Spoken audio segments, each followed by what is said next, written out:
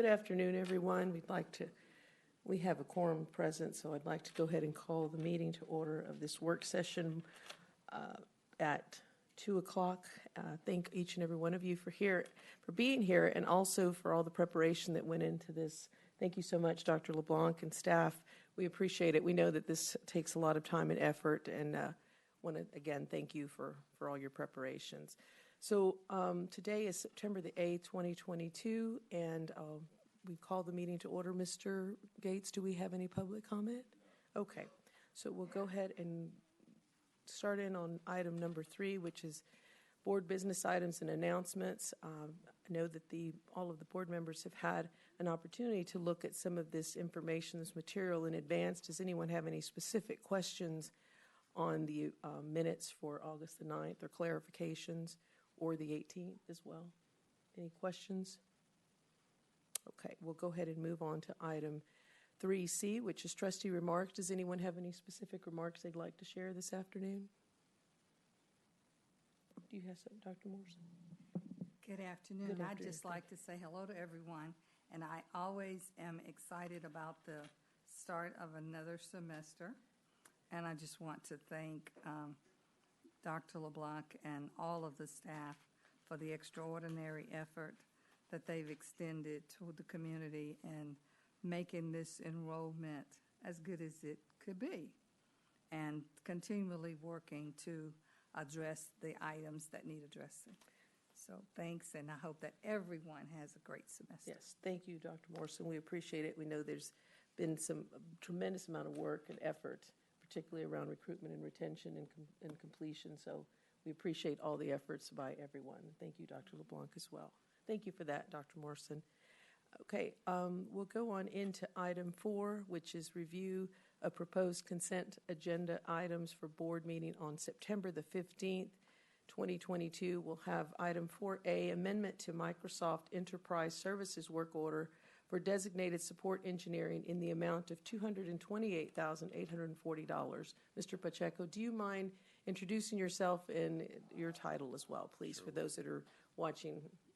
I'm Bob Pacheco. I am the college's Chief Technology Officer. So, good afternoon. As you know, our college technology is largely based on Microsoft technology, such as end-user devices, databases, and servers. Because of our investment in these products, the college has been utilizing Microsoft support services since 2008. For this item here, we're talking about the designated support engineer, and his project began in May of 2021 to help the IT department create standard operating procedures for our Azure IaaS environment, and I'll explain what that is here in a second. The SOPs will help ensure security, stability, and flexibility to expand the Azure environment for current and future cloud-based systems, including our Anthology ERP products.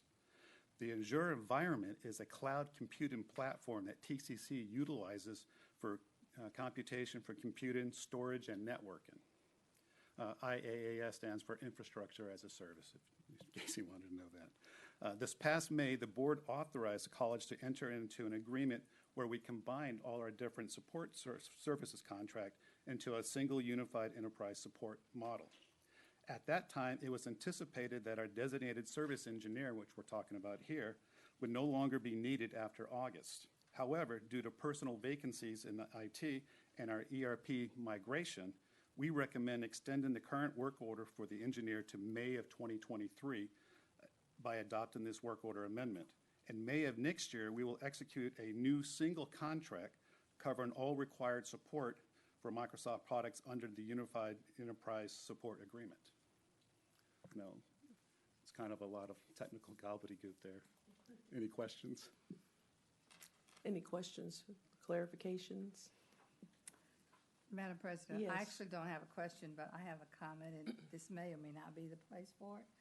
I had someone say to me that, you know, our IT and our customer service is outsourced, and expressed some concern that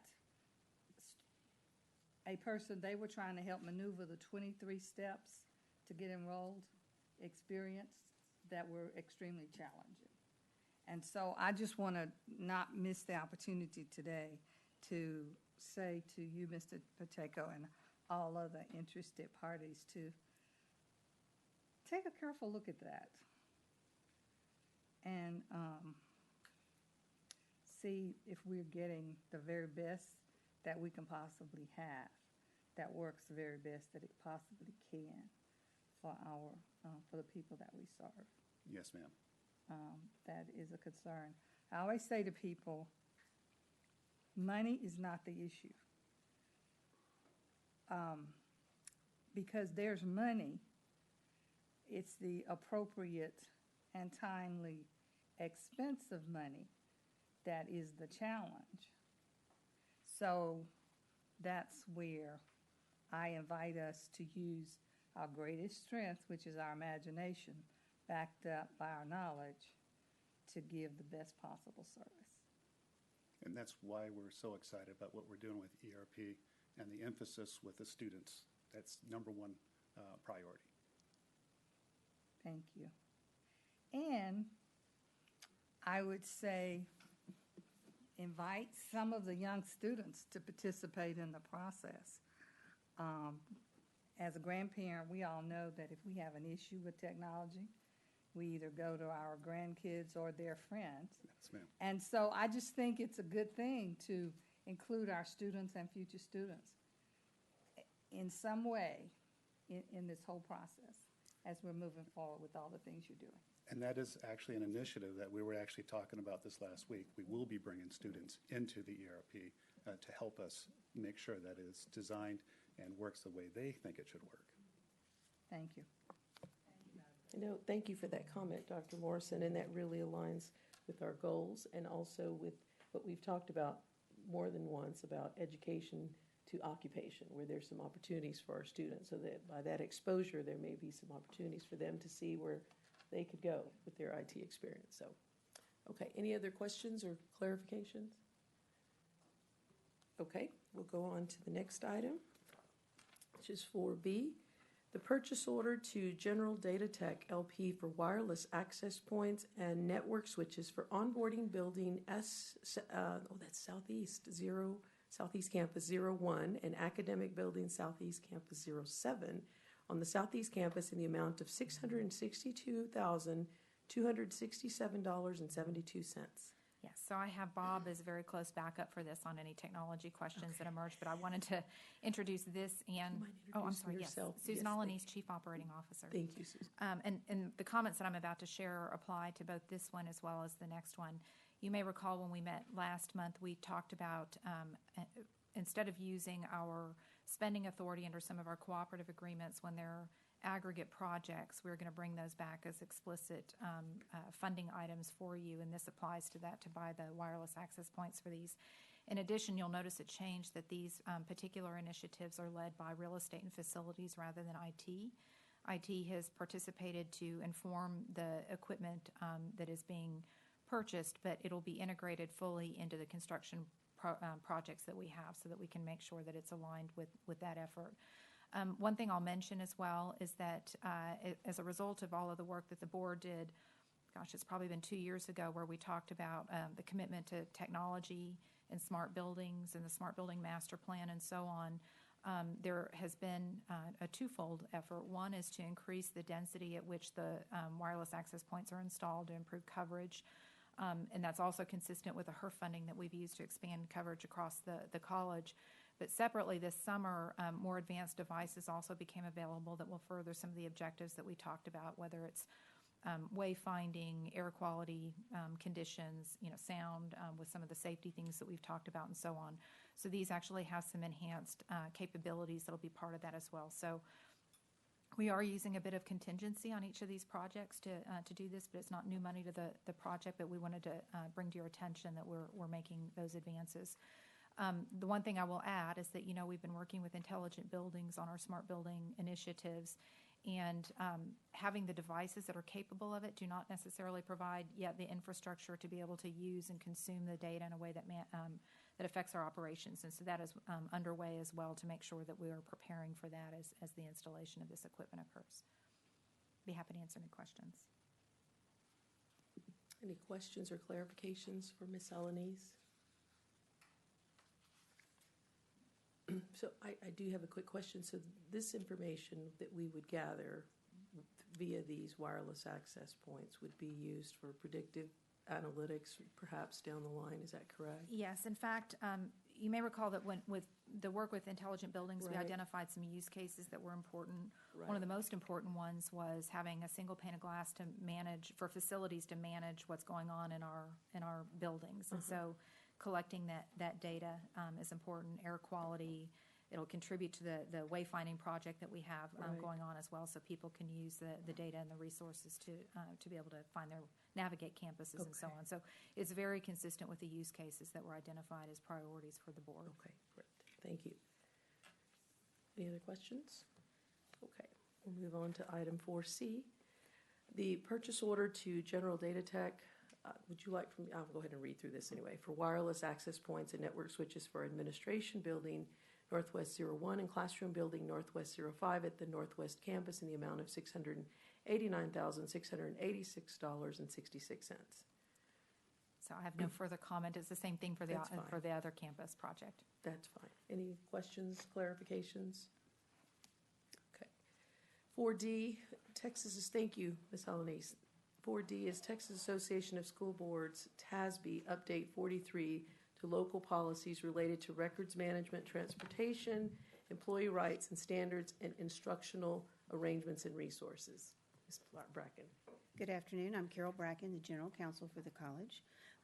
We're here today to look at Update 43, which is promulgated by Texas Association of School Boards, the organization that writes our policy manual. This is the first of the two semi-annual updates that they have given us.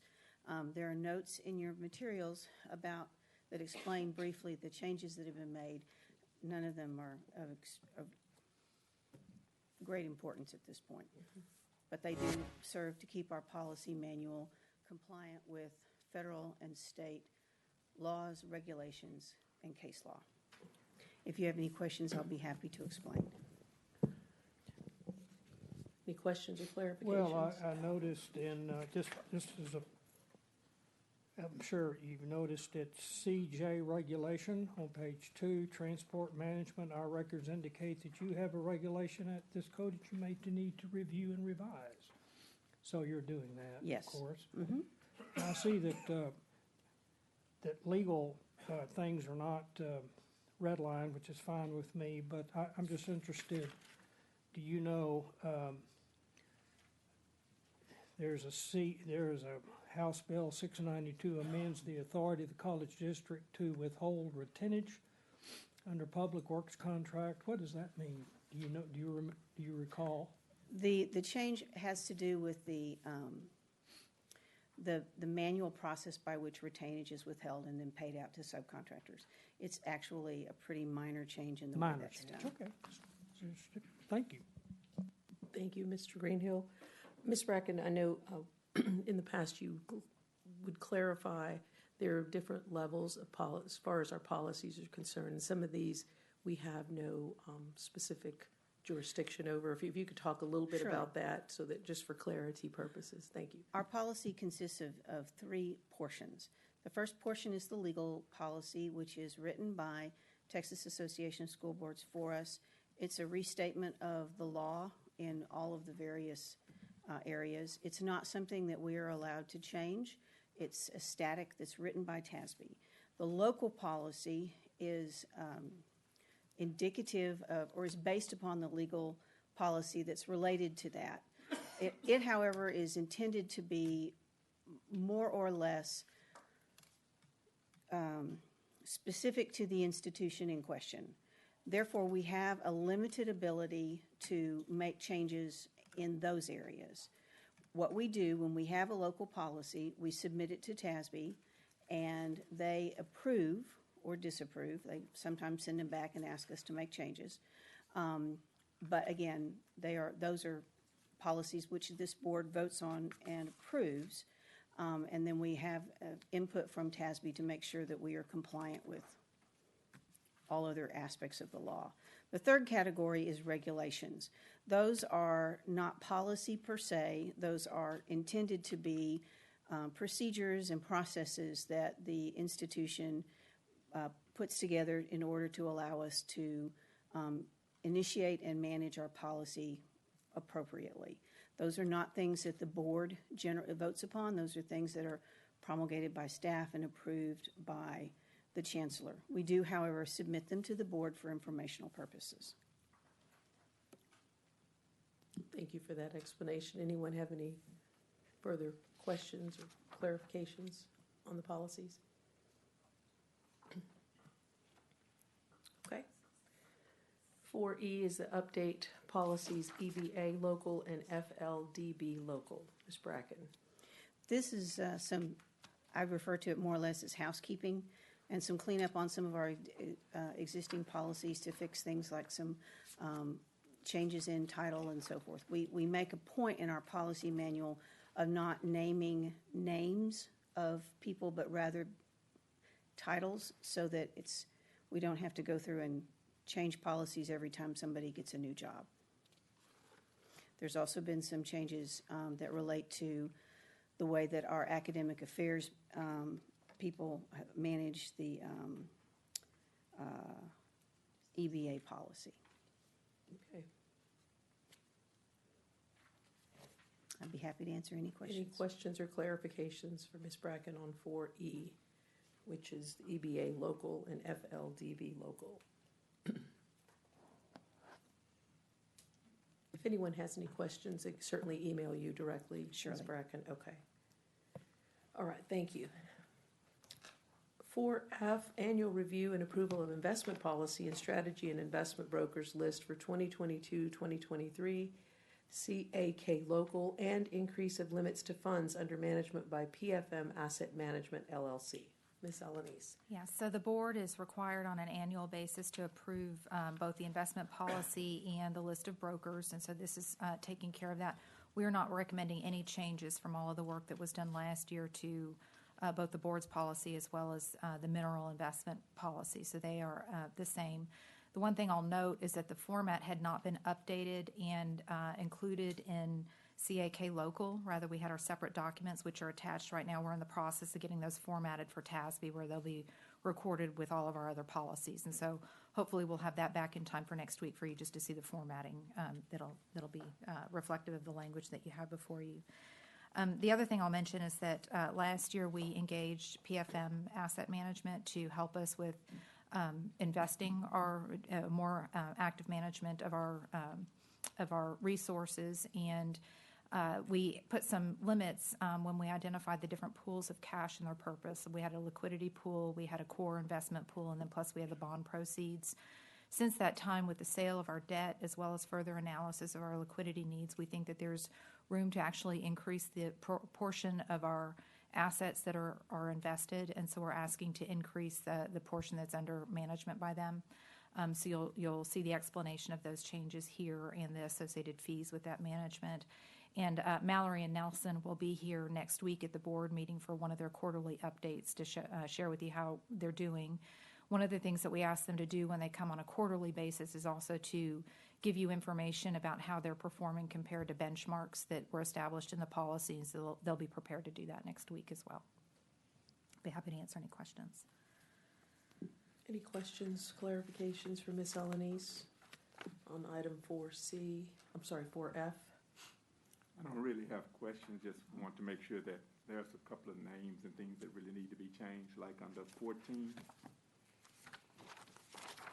Roman numeral 14, Tarrant County College District Investment Disclosure.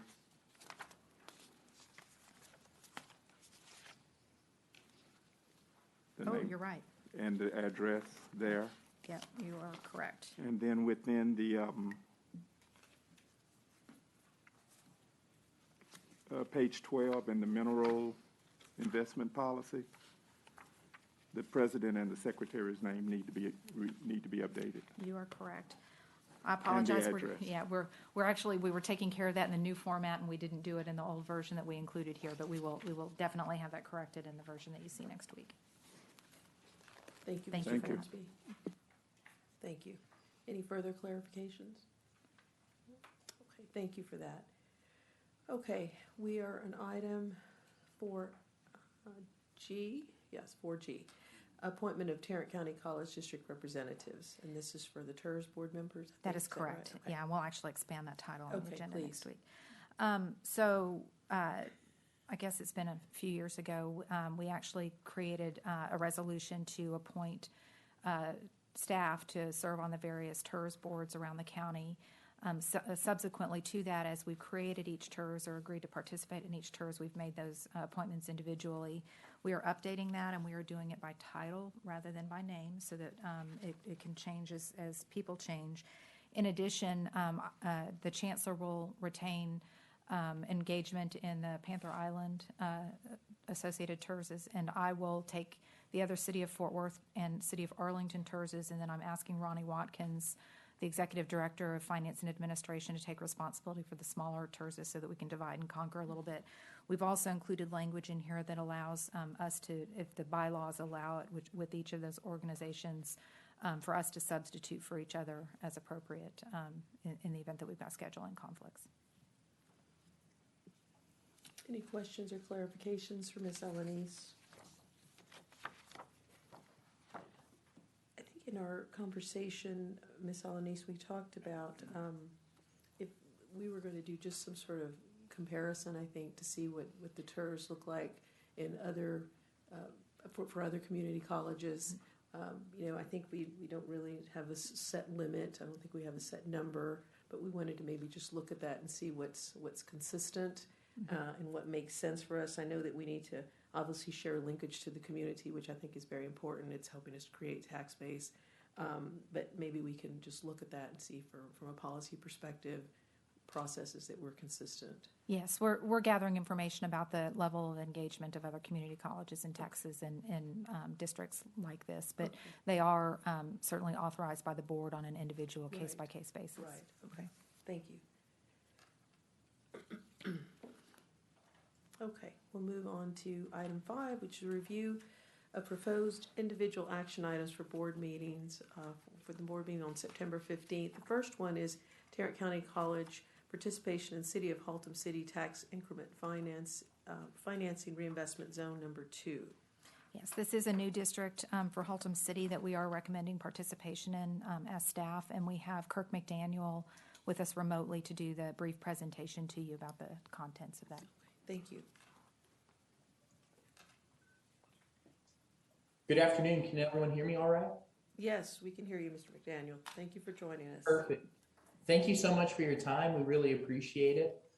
My name is Kirk McDaniel, and I'm with Petty & Associates. We are an economic development consulting firm, and we serve as the TERS administrator for the City of Haltom City and several other cities across the Metroplex. And so we've been working with the city, coordinating the participation of other entities in the zone and helping draft the various documents associated with it. And so I believe everyone can see the presentation that I have up now. This will provide just a brief overview of the anticipated development within the zone, the primary projects, and the estimated revenue that will be generated over its life. And so if we go to the first slide, it kind of gives a very basic overview of the zone and why the city created it. This specific TERS was created over the major commercial districts, commercial corridors within the zone, and you'll see a map of it on the next slide.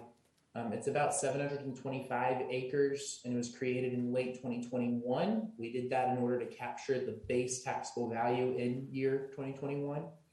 And then from there, we've worked with Tarrant County, and they've agreed to participate back in May. They agreed. And now we're working with you all to request your participation in the zone as well. Per the request of Tarrant County, they've kind of had a change in how they review TERSs. Previously, they like to see the preliminary project and finance plan completed and the final project and finance plan completed. They've changed that process where they want to consider participation only after the preliminary has been completed. That way, if they choose to participate, they will then appoint a board member who can then provide some comments on the final project and finance plan. And so we're modeling that same structure here. So if the college district agreed to participate, then you would appoint a representative of the college district to the TERS board. who would then review the final project and finance plan and be able to provide some comments to it as well. And so with that said, I'll go to the next slide, which shows a map of the overall boundary. We've really focused here on the commercial corridor, and so there's very little residential that has been included within the TERS, and instead we focused on really commercial areas that could use some redevelopment and rehabilitation over the life of the zone. Additionally, we did try to include any undeveloped acreage or parcels within the zone. There's really not a significant amount left within the city of Haltom City, but what was in the zone or near adjacent to the zone, we went ahead and tried to include. And so if we go to the next slide, there's a few priorities for this zone. The first just being a dedicated funding mechanism for that redevelopment and development throughout the city. This provides basically a source to help renovate public infrastructure throughout the TERS and ultimately long-term redevelop new areas and encourage different land uses within those areas. If we go to the next slide, this is a chart depicting the overall rise and incremental value of the zone over the life of the zone. So this is a 30-year TERS created in 2021, expires in 2051. Whenever we put together these feasibility studies, we look at the growth patterns of taxable value within the city, and we try and apply that to the overall zone. And so we think over the life of the zone, there could be added value of about $447 million, as you can see there. We try to be very careful whenever we're projecting this out. We want to be conservative and underestimate the ultimate values and revenues. And so part of that is the value increases that we estimate. We stick to a very low amount of just 2% a year. And then we throw in 2 years of no growth each decade to simulate economic downturns. And so we try and keep a very conservative projection of what growth could come. If you go to the next slide, this is a high-level summary. The city over the life of the zone, they are participating at 50%, and over the life of the zone, that would generate about $20.2 million. The county is also participating at 50%, and they would generate about $7.1 million. And then the request of the college district is that you also participate at 50%, which would generate about $4 million over the life of the zone. And that amount would also represent the maximum contribution from the college district that's identified within the college district participation agreement.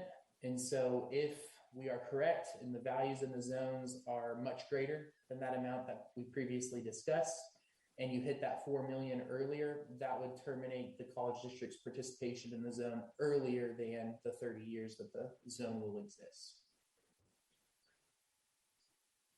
If we go to the next slide, this shows the distribution of revenue from the property currently. So the green bars is the base ad valorem revenue that the college district is collecting, so a little over $300,000 currently. Now, as value increases within the zone, that incremental value will be split at that 50% level between going into the TERS fund versus retained by the college district. And so the blue is the retained and the yellow is the college district. And those are just split 50-50. The next slide provides the regional impact to the entire, to all of the taxing entities within the zone. So there's the city of Haltom City, Tarrant County, there's the college district, the hospital district, and then Birdville ISD. This is the total revenue that's anticipated over the project, and then how much gets contributed to the TERS, and then the net that is retained by each of those entities. And so you're able to see really the broad impact that this is able to have to not just the college district and the city and the county, but also to the hospital district and the ISD. Then lastly, the next slide is simply this list of projects within the zone. And so this is a TERS very focused on the public infrastructure within the zone. And so the city went through and identified priority projects that could be eligible for TERS funding. And so this is really core. So it's water, sewer, storm drainage improvements, all pure public infrastructure, along with a little bit of administrative costs to operate the zone. And so we've estimated about $43 million over the life of the zone. Not all of that necessarily will be funded by the zone, but that is all of the eligible projects identified in the project and finance plan. So with that, that's all of my presentation. So if you have any questions, I'm happy to answer them. I'll turn it back over to you. Thank you, Mr. McDaniel. Any questions or clarifications for Mr. McDaniel? I noticed, will the hospital district and the Burrville ISD, are they involved in this? They are not. Okay. The hospital district does not participate as a matter of policy from the county. Okay. They're very careful about that. And then ISDs don't choose to participate in the new TERSs just because of some changes in the legislature that can affect their funding, state funding, if they participate in the TERS. And so they also don't participate in them. I forget that. Thank you. Thank you for that question, Mr. Greenhill. Any other questions, clarifications? Go ahead, Ms. Alanis. Did you have anything further you wanted to? Nope, I'm just ready for the next one when Okay. you're ready. All right. Okay. If there are no further questions, thank you very much, Mr. McDaniel. Thank you. Yes. Appreciate it. We'll move on to 5B, the City of Fort Worth Tax Increment Reinvestment Zone Number 9, the amended project and financing plan in Tarrant County College Participation Agreement, which is Amendment Number 2. Ms. Alanis. Yeah, so this is not a new TERS participation agreement. Rather, it's an extension of the existing agreement by an additional 10 years to take it out to 50 years. This is a little bit different than the ones that you're familiar with, where rather than 50%, we participated 80%, and there is not a cap. This is just, the scale of this is just larger than many of the others. I've got Michael Hennig here from the City of Fort Worth to do a presentation on what's going on with Panther Island and the Trinity River Vision in general, and then I'd be happy to answer any questions thereafter. But Michael. Thank you, Susan. Board members. So, Michael Hennig, I'm the Economic Development Manager for the City of Fort Worth. We administer this TERS on behalf of the city and all other participants. So just want to touch a little bit on the background of this TIF. Just to, I realize that many of us are very familiar with it, but just want to bring everybody up to speed. So it was established in 2003, and the boundaries of the TIF were expanded back in 2009. And so since that time, the TIF district has been utilized to help reimburse project costs associated with the federal flood control project associated with the Trinity River Vision. And as with all other TERSs, it does that by utilizing growth and values over time. And just looking back at the historical performance of this particular TIF, it actually has done reasonably well. The values of the district are approximately 5 times what they were when it was established, and it's been actually growing at about an 11.5% compound annual growth rate since inception. I'll just quickly note that that is even with the impact of many of those properties coming off of the tax rolls as the project has been taken forward for addressing some of these infrastructure improvements. And so currently the TIF is scheduled to terminate at the end of 2044. This gives a real high-level view of performance to date and projection over the remaining term of the TIF. And the TIF really does play a critical role in the overall financing, especially at the local level, of the Trinity River Vision project, and specifically the Central City Flood Control project. And what has been a fairly recent game changer, as all participants in this particular TIF and all local partners who are involved in moving that project forward, has been the recent commitment of federal funds to the U.S. Army Corps of Engineers that was announced back in January of this year. The TIF does represent the largest overall source of local funding, but there's a collection of entities that participate either through the TIF or individually at the local level to help make this project happen. And the TIF operates under one single project funding agreement. And so as new tax revenues come online and are deposited into the fund through new growth within the district, the TERS is able to reimburse project costs that are being advanced by the Tarrant Regional Water District. And under the existing agreement, those costs are set not to exceed $320 million over the lifetime of the project. And we present this to the TIF board on an annual basis, but just to give you a real quick glance at where we stand today, the TIF has reimbursed approximately almost $49 million of project costs up to this point through FY21. And the TIF board has authorized and rather accepted approximately $174 million of additional funds to be reimbursed as new revenues come available to the TIF. And so it really is functioning as it's designed to do, right? So the TIF is meant to help to finance over a long period of time project costs that are being run into today.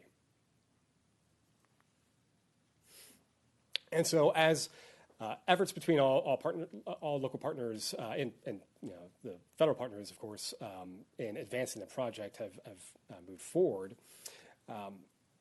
there's been this question of how does the full package of financing that's necessary to be able to support the full estimated cost of the project come together.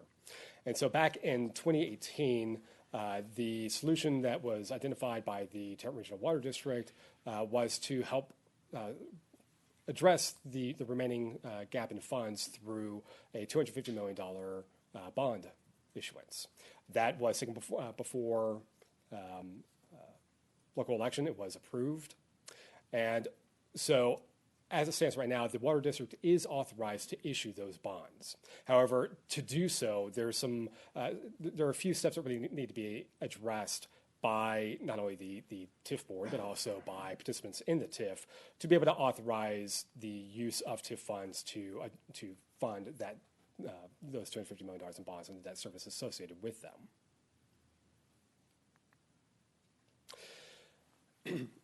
And so a little more specifically about what needs to happen as of this point for the TIF to be able to serve that role in financing those bonds as had been presented to citizens to approve.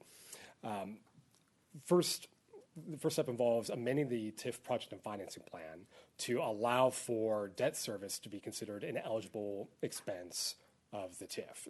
It is authorized under state law, but there was no specific allowance for that within the project and financing plan. And so for funds to be used in that way, we need to go back around and amend the project and financing plan to allow for that. To do so, that would require an amendment of participation agreements by all participants. And in addition to that, it is also being recommended that the term of the TIF be extended by 10 years so that it terminates in 2054, so that there is adequate capacity to be able to support the full debt service of those bonds and to be able to move the project forward. To do that, as I mentioned, that requires authorization of all participants to continue to participate in this TIF over that term. The City of Fort Worth, the City Council is considering taking action on that on Tuesday, and we do anticipate that all participants in the TIF will continue to participate during that time at present levels. And to give a quick summary of the overall estimated contributions by all participants over the lifetime of the TIF, you can see here that all local taxing entities that could participate, with the exception of the Fort Worth ISD, are participating at a rate of 80%. In the case of the College District, that would amount to a projected $72 million in contributions to the TIF, while retaining approximately $25.7 million of new incremental revenue. So next steps from here, as I mentioned, really do involve seeking authorization by yourselves and by the other participants in the TIF to amend their individual participation agreements and to allow for the extension of the TIF as we've presented. This recommendation has been presented to the TIF board and along with an amended project and financing plan, and the board did approve a resolution of support for these changes. And so I'm happy to answer any questions you might have. Thank you for coming, Michael. Any questions, clarifications at this moment? Okay, thank you. One thing I'll note for you is that the copy of the board action item and resolution in your packet have a couple of blanks that are yet to be filled in because we didn't have the information upon publication. In addition, we don't have the ordinance number associated with the city council since they aren't adopting until the 13th. And so some of those things that we will be populating. In addition, the table that you like to see, which Michael included at the end of his presentation, that shows how the other taxing entities benefit. Now that we have that, we'll plug this into it before you act on it next week as well. Thank you. All right, we'll move on to item 5C, which is the facility lease agreement with Fort Worth Independent School District for the new early college high school facility, 4801 Marine Creek Parkway, for a term of 30 years beginning in June of 2026 for a total amount of $11,200,000. Yes. A lot of zeros. So a on lot it. of zeros there, and I was like, what? That's Okay. In revenue, go ahead. Yeah, so as you're aware, the campus redevelopment at Northwest includes a wing of the building that's under construction now that'll be used as the Marine Creek Early College High School. They're currently in portable facilities there. We've been since before I even arrived, so more than 3 years, been in discussions with them about them financially contributing to this particular project. And basically, we've come to an agreement on that. The Fort Worth ISD board approved it last week. It's in the form of a lease agreement for 30 years. We have a delivery deadline of the summer of 26, where they'll take occupancy because we will be using that space as swing space for a period of time during other parts of the campus redevelopment before they occupy. In addition, the other thing that we are recommending, because we are making the capital expenditure in advance, and this is the equivalent to the interior finish out of the space that they'll occupy, we're recommending that the board also assume that each time we receive one of the scheduled payments, which is $1 million upon execution, $5 million upon occupancy, and then $5 million upon the first anniversary of occupancy, that will be booked by us as prepaid rent. However, what we'd like to do is transfer from Fund 10 fund balance over to Fund 40 to make up as part of our construction program when we receive each of those. And we'll include that in our projections around how that fund will function over time. But I'd be happy to answer any questions. Any questions, Mr. Barr? What happens at the end of 30 years? So, I mean, the building is just ours, and I suspect someone will be figuring out about a successful relationship that they could continue there if it suits both organizations. The district retains ownership. That's correct. Yeah, there's no ownership interest at all in this by the school district. Any further clarifications? I just want to add that you will be getting a presentation at the October work session on the partnership that we have with Fort Worth ISD. We have currently 3 campuses working directly with Fort Worth ISD, and we're doing a lot of different things with them, some very innovative. And this was the first early college high school actually in Tarrant County, and it's been almost 10 years, but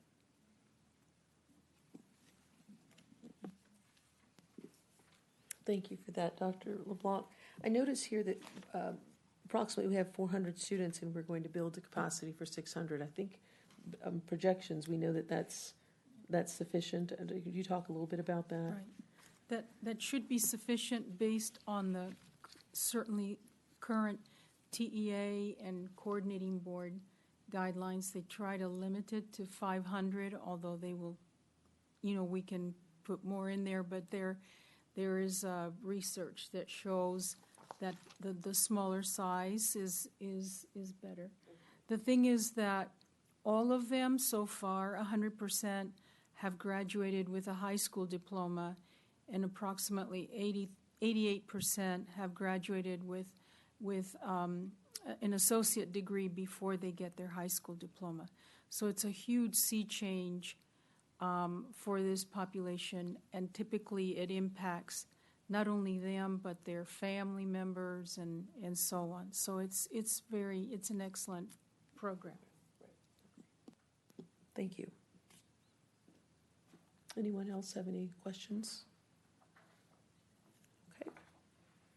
All right, we'll move on to item 5D, annual approval of FY 2022 to 2023 salary schedule and correction of across-the-board pay increase application to Paygrade 10. Yes, so a couple of things. Our objective is to advance transparency by publishing the salary schedule each year as part of the board records. Policy requires the board to approve the blanket plan. However, this will allow us not only for transparency, but also for future record-keeping to adopt it.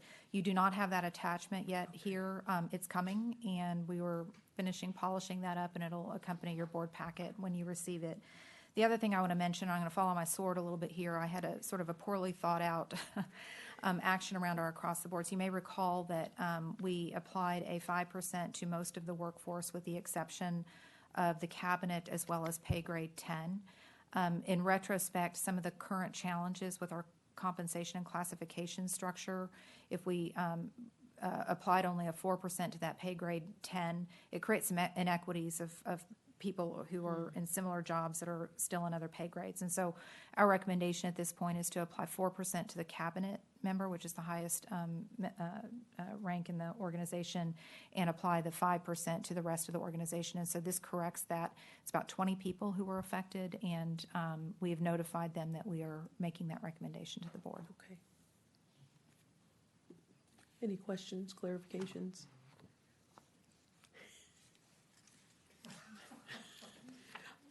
You said it was about 20 people. What is that dollar amount approximately? Do you know? If You know, I looked it up, but I'm going to have to get that That's to you. fine. I'll find out, yeah. Think that would be helpful. Okay. Any other questions? Okay, thank you. Move on to item 5E, a resolution providing for the levy and collection of an annual ad valorem tax of .13017 per $100 at valuation on all property with the boundaries of Tarrant County College District on January 1st, 2022. Yeah, so in August, you voted on the proposed tax rate. We have published the public hearing that will occur next week. That ad appeared this past Sunday in the Forest Star Telegram. This is the resolution that we will ask you to consider at the board meeting next week after holding the public hearing at 6 p.m. In preparation for that. Any questions, clarifications? Okay. We'll move on to item number 6, which is the interim chancellor's report. That's you, Dr. LeBlanc. Yes, and actually, the first part will be the monthly bond program report. Okay. Yes, and actually, you've got a quarterly report here in just a moment when we get to the briefings that we will cover. And so, but you've got the print edition that you receive each month before you.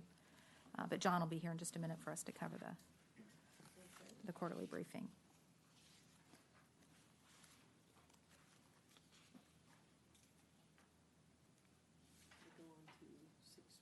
Yeah, so it's still Susan, and that's the adopted budget.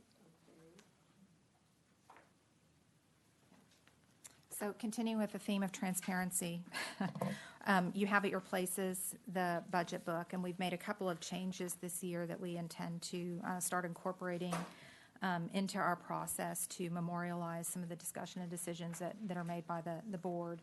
You'll note there's 2 additions to this. And beginning with the beginning of the book, we've included a transmittal letter that summarizes the objectives of the resource allocation that was recommended by staff and adopted by the board to memorialize that and communicate with our organization as well as the community about what those decisions entailed. In addition, starting on page, well, let me back up. So we have to present our financials in a certain format to the state. However, that doesn't align neatly with us understanding how we are functionally organized and how each cabinet member is responsible for a certain area of the organization. And so in addition to the way that we normally present this information to you on pages 1 through 4, immediately following that, we've actually included a budget that shows by functional area how positions and dollars are allocated among different functional areas. We were going to continue to refine this over time in terms of an information piece that we bring to you during the budget development process in the future. In addition, this will be the format that we use when we do our financial reporting to you starting later this fall, where we can show how we're faring against our budget allocation as well to help us make some business decisions around that. I will note that each of the campuses is rolled up just to the highest level at the campus.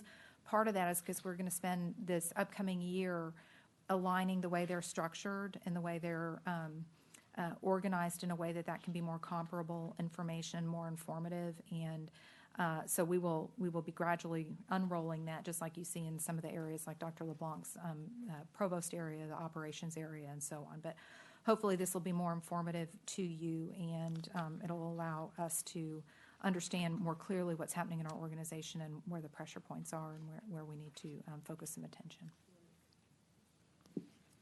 Thank you for that. I'm sure, anyone have any questions or clarifications on that? We may need some time to digest Yes. all of this, and then we could circle back. Absolutely, and I'm available for questions after you get a chance to take a look at it. Okay, thank you so much. Okay. Very nice. Up next is Shannon Bryant. You ready?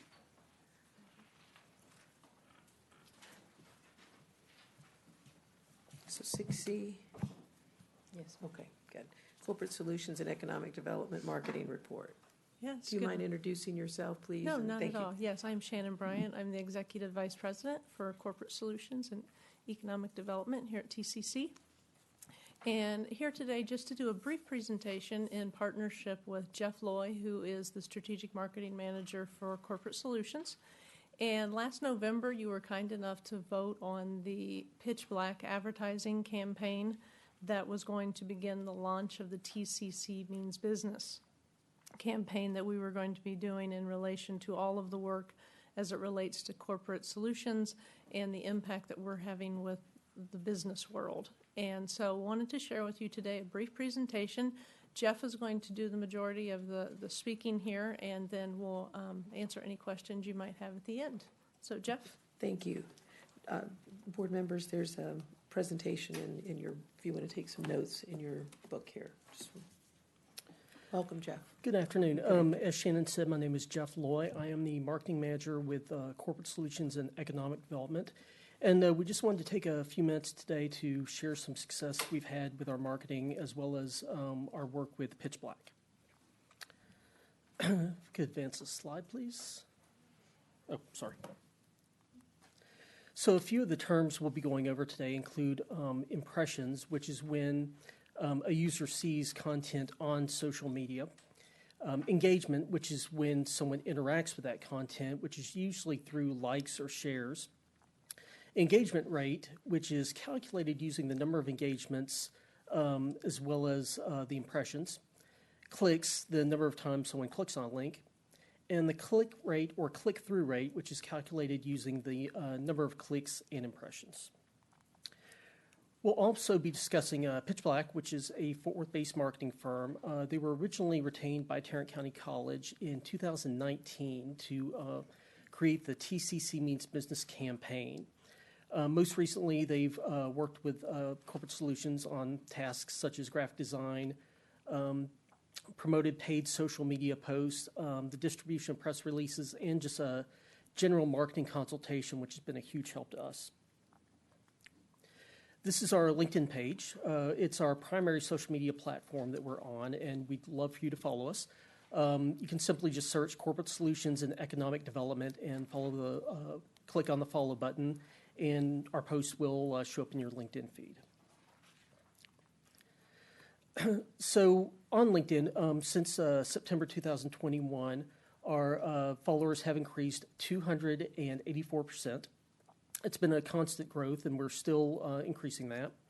And also, since November, posts have earned an average engagement rate of 12%. In comparison, analysis of LinkedIn business pages in 2021 showed that the average engagement rate was 0.35%. So we're really happy to be far above that benchmark.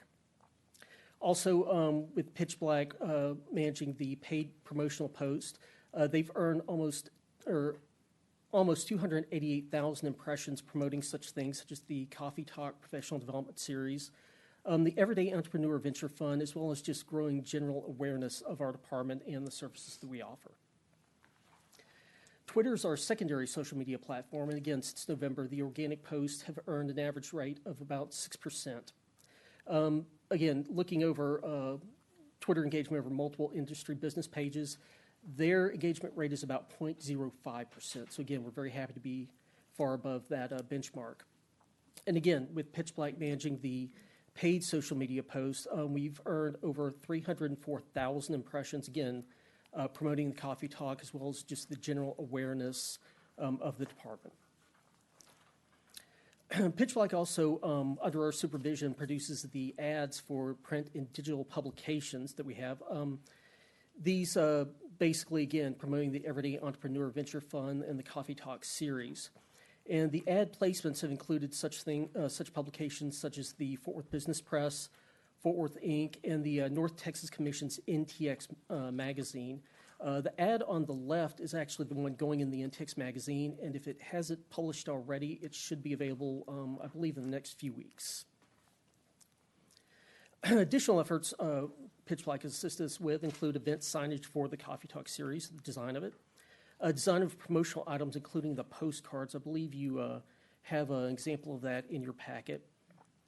And also, this has been very important, leveraging their media contacts to, when we have press releases, they've helped us secure placement in digital versions of the Fort Worth Inc. and Fort Worth Business Press publications. This was announcing the awards that the magazine has won recently, and again, really helping us to get just acknowledgement of the department out there into the business community. The Everyday Entrepreneur Ventures Fund has been really a success this year because with help from Pitch Black, both print ads as well as the organic and paid social media that they've participated in, we had 32 submissions in February of 2022, and that was an increase of 18% over the previous cohort. We've already started working on the next cohort, which opens in mid-October. And this year we have a much more robust marketing and print and marketing strategy, which is including past participant testimonials, email marketing, which I'll get to in just a second, and really just, like I said, a much more focused strategy. So in May, Corporate Solutions began email marketing using the SimplyCast email marketing platform, which TCC also uses, and the Web Services Department was a great help in getting that set up. And we've also started using video to promote upcoming events. This is key because on social media, video has a much higher rate of engagement than just text or photo-based posts. The Workforce Lens podcast, this is still very early in development, is slated to transition possibly to a video format. Again, we're very early in this, looking at this, and still working on a number of details. But really, most importantly, the Lens magazine was honored in July with the Apex Award for Excellence for cover design, and this is in addition to the 2 awards that they earned in June for overall excellence. So I'll be more than happy to answer any questions. I have a question. Yes. Who are we marketing to and why? So really our audience, we're looking at the C-level executives as well as human resources departments. People that really can look at our services and go, we need that help because we don't have this educational efforts within our company. And really, again, as the name implies, be the corporate solution partner that they can turn to. Thank you. Yeah, absolutely. And I'll expand on that a little bit as well. So, for example, the Lens magazine. The Lens magazine currently has a distribution of 15,000 in Tarrant County. It is primarily going to CEOs, executives, economic development offices, and households over 250,000. We also now have started an online subscription to the e-version that's available. And the intention behind that is to engage with our corporate clients, to allow them to know TCC better, to be able to let them know that we are here as a resource to not only fill their talent pipeline with our students who are coming through our programs here at the academic programs, but also through the work of Corporate Solutions, of which our position is to help build customized learning and development programs for the incumbent worker. So that's really the primary purpose. So all of this is really focused on business and industry.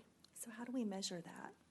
So part of it is measuring through the engagement that we're getting through social media. The other part that we're measuring right now is through the Corporate Solutions Department, is the number of customized contract proposals that we deliver to clients, the number of proposals that we close, the revenue that we generate, the number of rentals that we receive through the corporate center that you visited recently, and also the number of guests that we're getting on the podcast. We just recorded the 17th installment.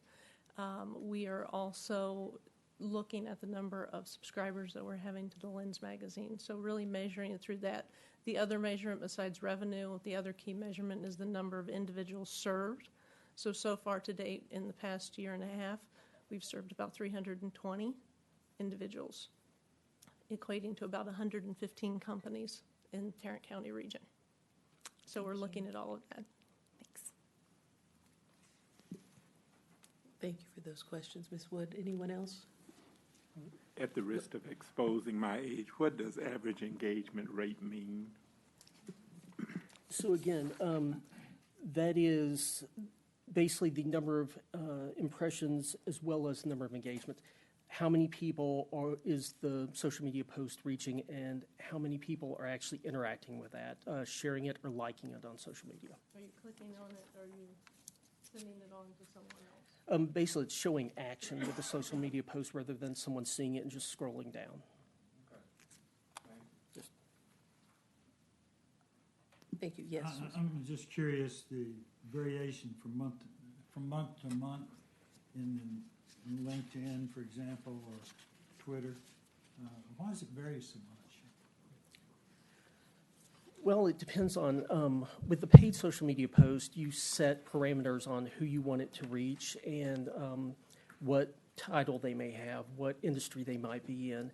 And really, with social media, with the number of users that are online per month that are interacting with social media, it's going to vary as well as the cost is as well. So the more you see, the higher cost, the more people that have interacted with that post or that post is reached. And so since there's not a constant number of users on social media, you're going to see a variation on the cost. Well, on Twitter, for example, we show 62,000 impressions in May and 548 in June. I'm just trying to understand what's the difference. And a lot of that also is Pitch Black is very good about working with us, going, hey, this may not working, so we're going to dial back the amount or the parameters that we're looking at for social media for this month. Just if we see something may not be reaching the amount of people or the audience that we really want, then we're going to make adjustments on that. So that's why you see that adjustment in the cost. Mr. Barr, some of that also is around, so a lot of our social media campaigns right now, so the Coffee Talk series, the postcard that you all have, that is a program that we created last year. The Coffee Talk series is a program that we are doing monthly, and it includes monthly breakfasts and every other month lunches that we consider to be business incubators, if you will. So they're 90 minutes of value-add content that covers topics from active listening to hiring for recruitment and retention, different topics, conflict management. And so we're promoting those to companies to allow them to come in. And so sometimes it'll also vary depending on our audience for those, because sometimes the audience is a CEO, sometimes the audience is an HR person. So because we've only been underway now for about a year and a half actually promoting this, we're starting to see the ebb and flow of how this is working, and Pitch Black is helping us kind of monitor that, so they help us to scale it each month. Thank you. If that makes sense. Thank you. Great questions. Anyone else have any questions, comments? Congratulations on the Apex Award. That's fantastic. It's a really good magazine. I know that it was distributed at the recent Rotary meeting, wasn't that, when Dr. Wonk spoke? So, and it was very well received, so I wanted to congratulate you on that, and thank you for these as well, the coffee talks. We would love to have you come join us. If you have a date on there you might like to join, let us know. Okay, thank you so much. We appreciate it. Thank you. So next is Dr. Blankenbaker and the team that will be presenting, really Dr. Ng, on the public safety training program. So a lot of questions have surfaced lately about our own public safety training program in the police academy that we offer. And during the closed session, you will learn about what Tarrant County College is doing to ensure that everyone is safe. So, Dr. Blankenbaker. So, Serena Blankenbaker, Campus President of Northwest Campus. Good afternoon, Dr. LeBlanc, President Ayala, and members of the Board of Trustees. It is always a pleasure to share with you the good work that Tarrant County College continues to do to serve our community. I'll begin very briefly by providing you with an overview as context for our topic today, which is active shooting and the training that we provide. So 2 years ago, we combined 3 separate programs and created the Public Safety Training Center. This was to ensure consistent processes, increased sharing of resources, and most importantly, a common focus on a vision of how is it that we want to serve our community. This also allows for cross-training between the 3 entities and mirrors the structure that we find in the community. Our programs are designed to provide quality training for emergency responders and to meet students where they are in their own individual careers, right? Because we offer a variety of certificates and associate degrees as well as in-service training. Students completing both the law enforcement and the fire rescue program then can move on to obtain their associate's degrees with 18 hours counted toward that degree. We proactively meet the training and hiring needs of our agencies. Our programs continuously seek input from our advisory committees and community partners. This allows us to determine our current and future course offerings. We serve the majority of North Texas fire departments and law enforcement agencies. As you can see, we have students from across the state and many times from out of state. We have also collaborated on training deliveries with several global partners.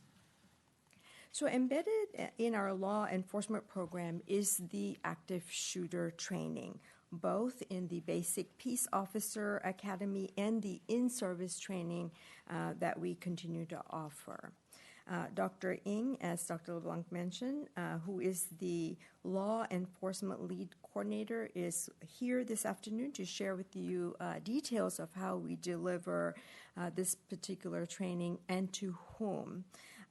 I know that you'd be interested, and I am proud to share with you that Dr. Ng is a graduate of the TCC Law Enforcement Academy and has over 25 years of experience in both the police and public sectors.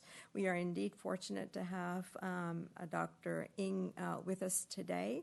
And at the end of his presentation, we also have with us Director Steve Keller, who is the director of the Public Safety Training Center. And between the 3 of us, we will respond to any questions that you have. So I'm going to invite Dr. Damon Ng right now.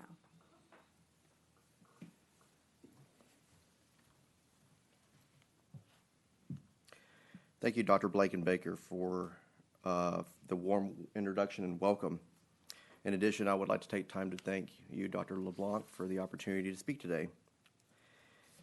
I also appreciate the board's continued support and trust as the Law Enforcement Academy has grown so well over the past couple of years. The topic of active shooter training is now becoming a staple in our daily lives. We continuously hear discussions that take place in media outlets and our social media. We understand that the topic can be emotionally charged, and a variety of options do exist. We focus on the preparation and instruction of our police cadets by utilizing the program instructed and created by the the Advanced Law Enforcement Rapid Response Training Center, otherwise known as ALERT. They are based out of Texas State University in San Marcos. This program of study is known as the Active Shooter Level 1 course, and it is based on sound research and scholarly study from a variety of active shooter events encountered by law enforcement officers throughout our nation. On this slide here, you will currently see in our Law Enforcement Academy that our police cadets are instructed in a variety of law enforcement topics. The Texas Commission on Law Enforcement, otherwise known as TCOL, which is a state regulatory agency that regulates police academies in Texas, requires a minimum of 776 hours to be instructed in the basic peace officer course. Our basic academy provides our cadets a strong foundation in which to build their law enforcement careers on. The following topics: penal code, force options theory, patrol skills, emergency medical assistance, and firearms have been highlighted due to their specifically contained learning objectives that relate to active shooter. These topics will then be enhanced using scenario-based training, simulator interaction, and role-play instruction. It is imperative that our cadets can apply quickly what was learned in the classroom environment to a quickly evolving critical incident such as an active shooter event.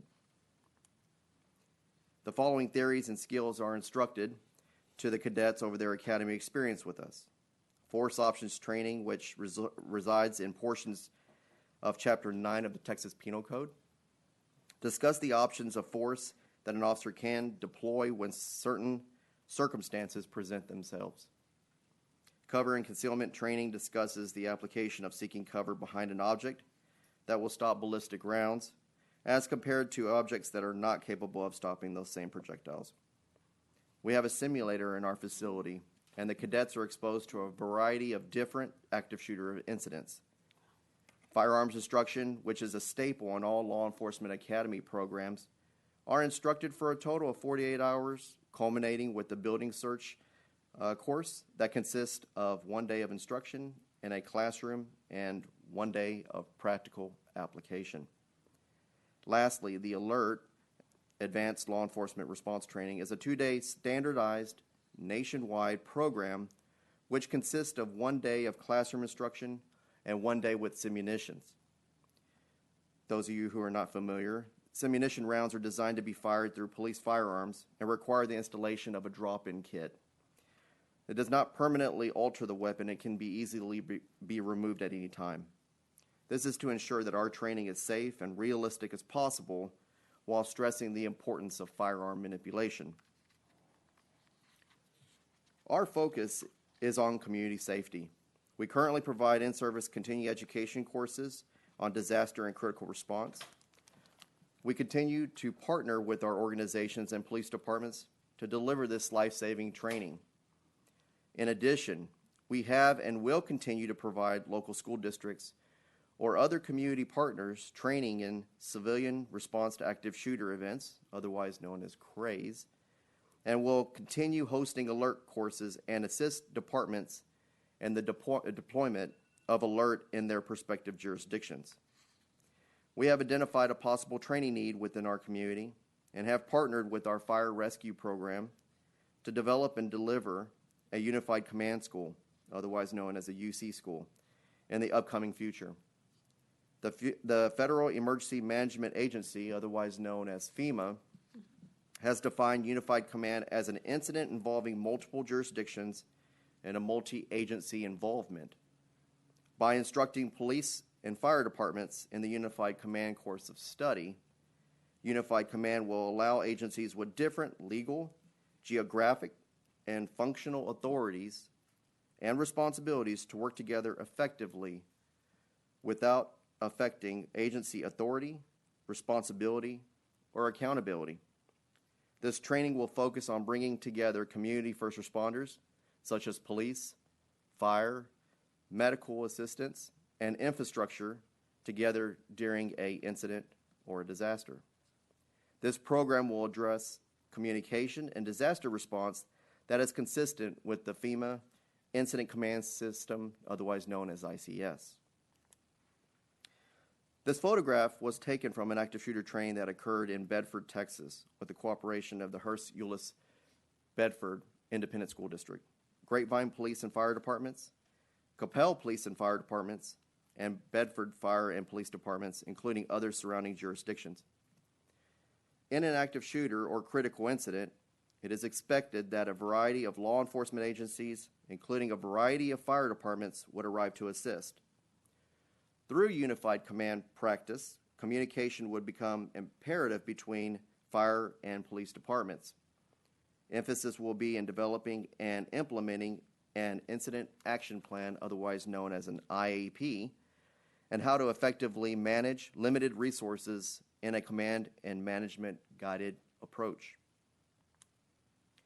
There has been some concern pertaining to a quote that was reported by the Associated Press on June 21st, 2022, almost a month after the Uvalde shooting. The Texas Department of Public Safety Director Stephen McGraw was quoted as saying, "The only thing stopping a hallway of dedicated officers from entering room 111 and 112 was the on-scene commander who decided to place the lives of officers before the lives of children." This is a very strong and emotionally charged quote. But I must reiterate that this is not what we teach and train our cadets at the Tarrant County College Law Enforcement Academy to do. In contrast, what we do teach is specifically from the Alert Active Shooter Response Level 1 course that is accepted in the nation as the golden standard of active shooter training. Alert has conducted years of extensive training, research, and an ever-evolving understanding of active shooter response. The following operational goals are foundational to Alert's nationwide training curriculum. The following goals are taught to every law enforcement cadet in our Law Enforcement Academy and any Alert delivered Level 1 training course that we currently provide. These are the goals. 1, stop the killing, isolate, distract, and neutralize the killer. 2, stop the dying. This goal allows us to focus on stabilizing injured victims and arrange for expedited transportation to a hospital. Through our continued commitment to our community, we have taught the concepts of stop the killing and stop the dying to all of our previous graduates, and currently a total of 32 law enforcement agencies. We continuously research and adapt to changes in law enforcement education in our community. Through our partnership and community stakeholders, we have an obligation to continue our mission by providing life-saving training to all of our past, current, and future cadets. We continue to create extensive partnerships with independent school districts and school resource officers. Beginning next year in 2023, we'll be partnering with the Texas State University to host the 41501, the 41502, 41504, and 41505 school-based law enforcement courses. This training will be conducted during the summer break to ensure that all school resource officers in the state can attend. It should also be noted that the Texas School Safety Center is tasked in Chapter 37 of the Texas Education Code and the Governor's Homeland Security Strategic Plan as being the sole provider for school-based law enforcement courses. I would like to take time to thank our Board of Trustees for the opportunity to speak today about our active shooter training at the TCC Law Enforcement Academy. As we continue to move forward, you can expect and demand that our Law Enforcement Academy will continue to be an essential partner in Tarrant County and will continue to assist when called upon for any public safety training that may be required. Thank you again, and I welcome any questions at this time. Thank you, Dr. Ng. Any questions, clarifications? Yes, Mr. Brown. Where you talk in here about agencies trained, and you indicate 32 law enforcement agencies, does this involve going back to them, or are you just saying this is the way you train people coming through our programs? Are you talking about as far as continuing training? Yes. With these? Yes, sir. Very good question. So what we do is we train the cadets at the beginning. And what happens is when they return back to their agencies then require them to go generally for training in a recurrent status every 1 to 2 years. And so that's dependent on the agency, but we do assist even after the graduation. So we want to make sure these skills are kept current in their mind and that we sharpen these skills. It's a very good question. Thank you. Thank you. One of your programs is fitness, wellness, and stress. Tell me, what kind of program do you have in regard to stress? Very good question. So we start off our day with wellness. So basically trying to make them understand, stay away from carbohydrates and the donuts and everything else that we usually hear, that usually go through. Yes, sir. And so then what we do is then we transition into stress and understanding, understanding that police departments now have EAP programs, that there's other ways of dealing with stress, not just on a academic level, but for us to teach the cadets that there are other ways to manage stress. And sometimes What's EAP? I'm sorry. Employee Assistance Program. Oh, okay. Yes. And so they do have those programs available, but we also talk about understanding how stress affects the officer. Because as we all know, in an active shooter situation, that's a very stressful incident, and we're now starting to teach, especially in our crisis intervention training, to identify the signs of post-traumatic stress syndrome, and for them to understand that it's no longer a secret, and we need to express that we're having difficulties in how to get help. So we do talk about those in those programs.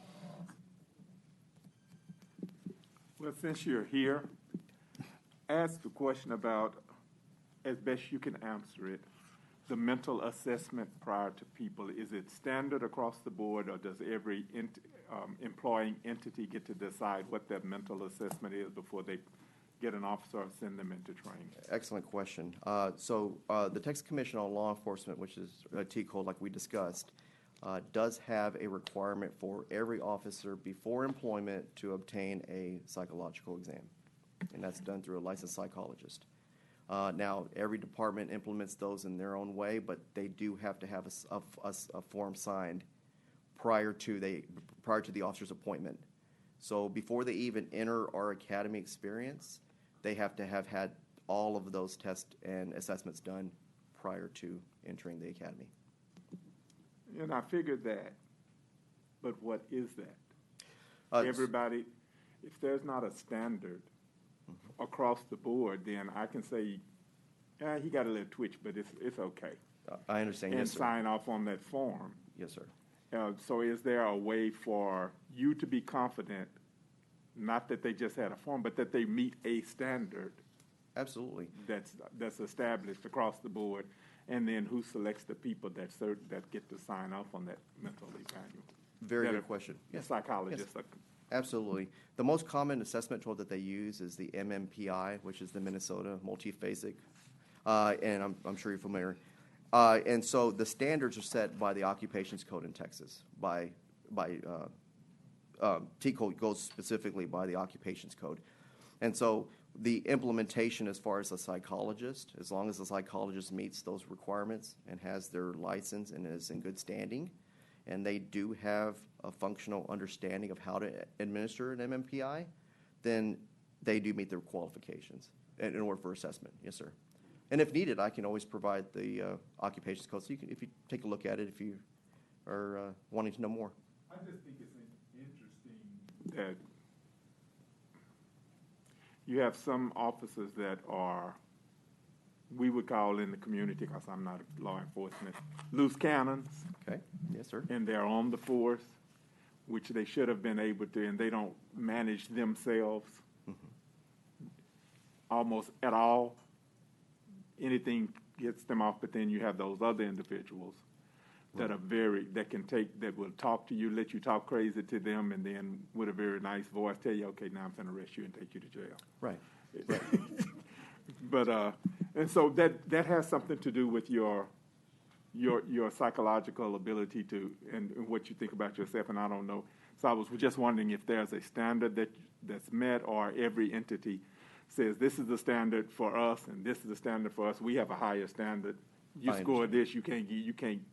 But if you score this for us, you're okay because we can't hardly get officers. Yes, sir. Yes, sir. So to surmise the answer is yes, we do have standards in the state of Texas through the Occupations Code. And of course, we can't deviate from that because it is a state standard. But there is standardization. And of course, we do have in the academy experience something called procedural justice that we've actually started implementing. This was probably about 4 or 5 years ago.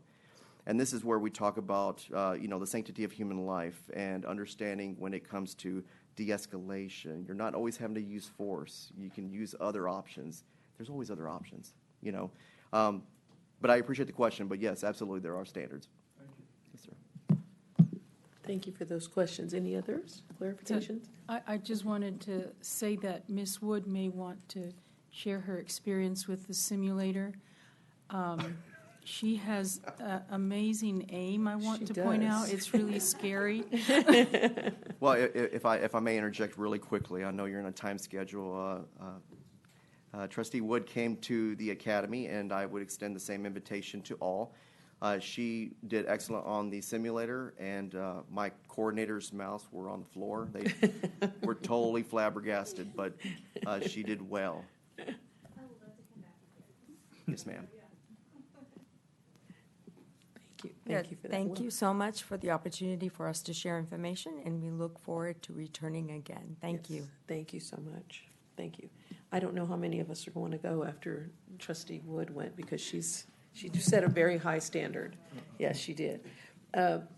If we could maybe get a little bit of an update. Thank you. That was very informative, at Dr. LeBlanc, at a time that's convenient or is appropriate about the Unified Command School and what that would look like.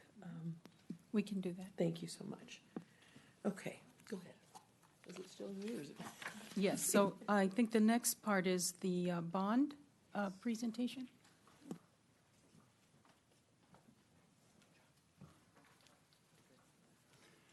Good afternoon. My name is John Posh, and I'm with Jacobs, and we manage your 2019 bond, and I am the program manager for that program. So I'd like to start out with my Phone a Friend segment. We have brought probably 100 different things to you over the past 2 years, different contracts, big and small, and presentations, and so in response to a concern that some of the board members have expressed, is the desire for, is there a single place where we could put all this information, where it could be cross-referenced, where you could see some of the continuity? Y'all are really just involved kind of once a month in what happens on the bond. We're, of course, in it every single day. So I put that challenge to one of our very talented team members, Andre Juarez, and Andre's our control manager, so he came up with this dashboard that's on our public bond website. And so he's going to take a few minutes just to walk everybody through what this dashboard is all about. So, Andre? Thanks, John. Is everybody able to hear me okay? Yes, we can hear you.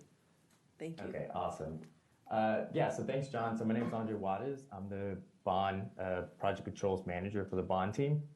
So I'm just going to go through this dashboard and kind of just demo it for everybody. As John mentioned, it is live on the bond website as of now, and it will get updated every month as new board items and presentations and monthly reports and quarterly reports get processed. So this is just I'm going to zoom into each visual, but this is just the overall view of the dashboard. If y'all can see the screen that I'm sharing. And now I'm just going to zoom in.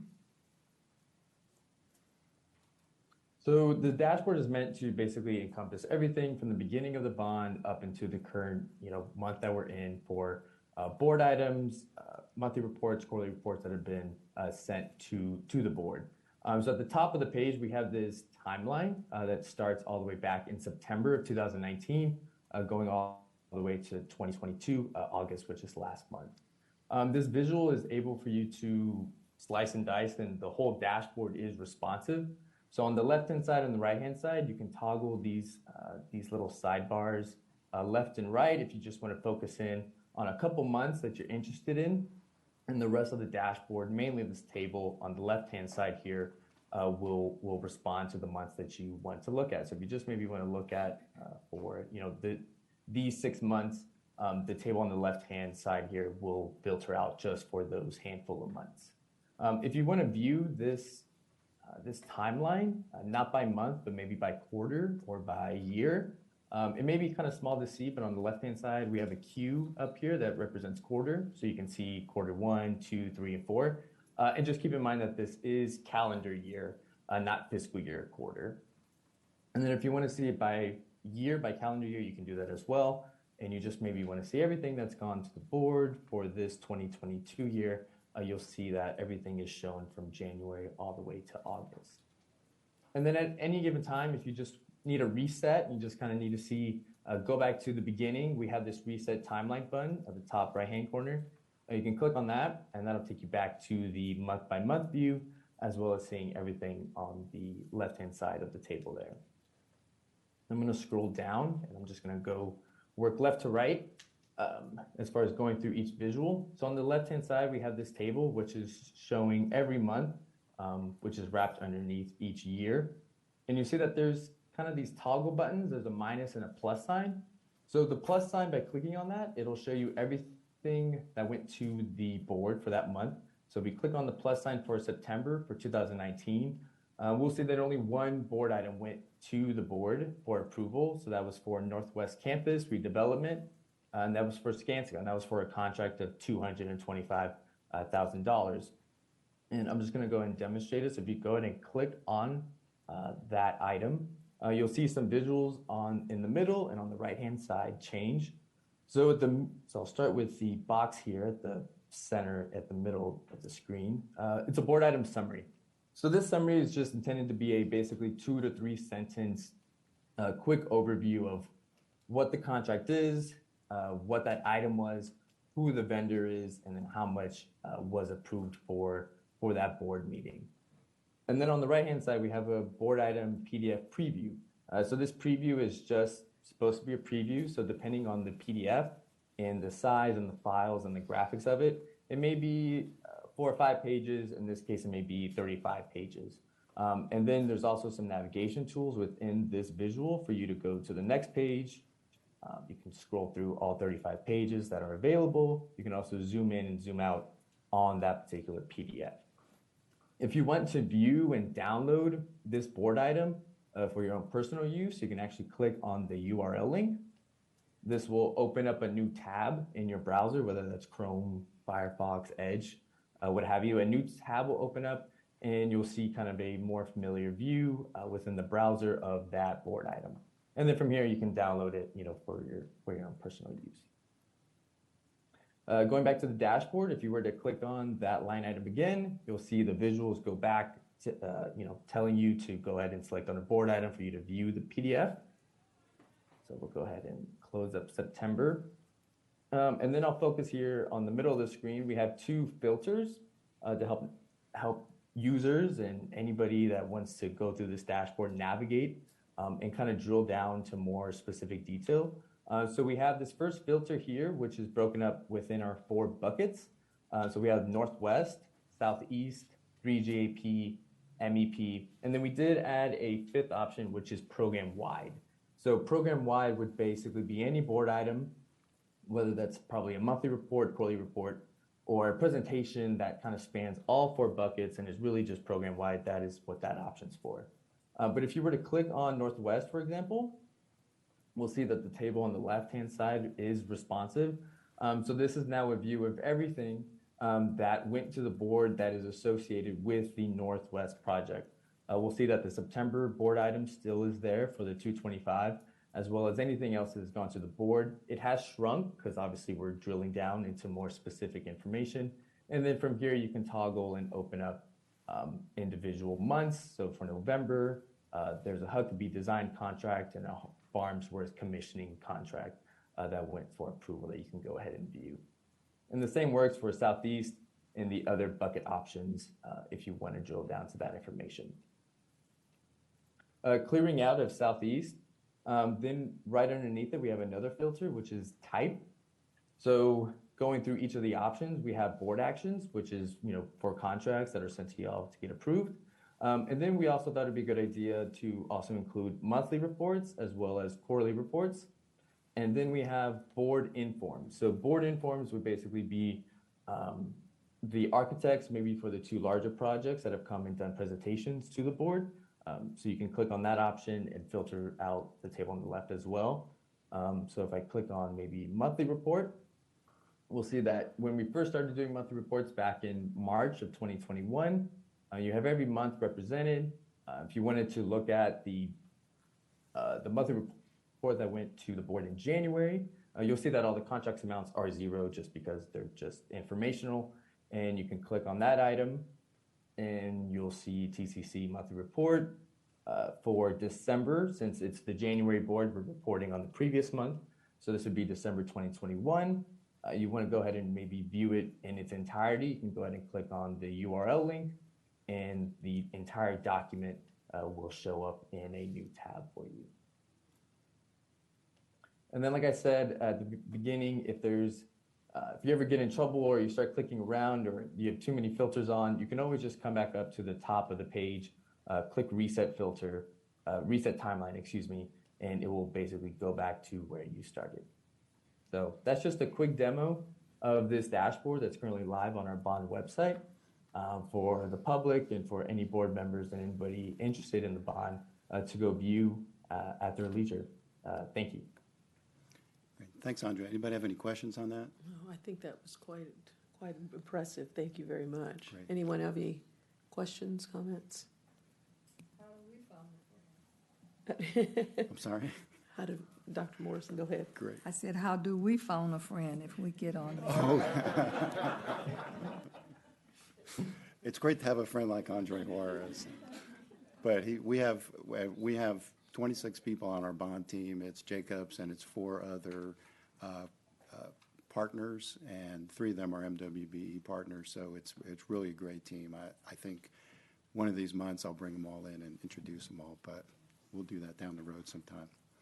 Okay, thanks, Andre. All right, Thank you everybody. very much. Thank you. So there's one more thing that I'd like to show you for the next topic. It's on Southeast. They have Perkins and Will now has really fully developed the interiors, what the finishes are going to look like, and they're working on furniture and things. So they put together a fly-through. It's about a 3-minute video to really give you kind of an experience of what it's like walking through the building. And if you remember that, the iconic photo of the crowded hallway at Southeast, you'll see this is going to look very much different. So.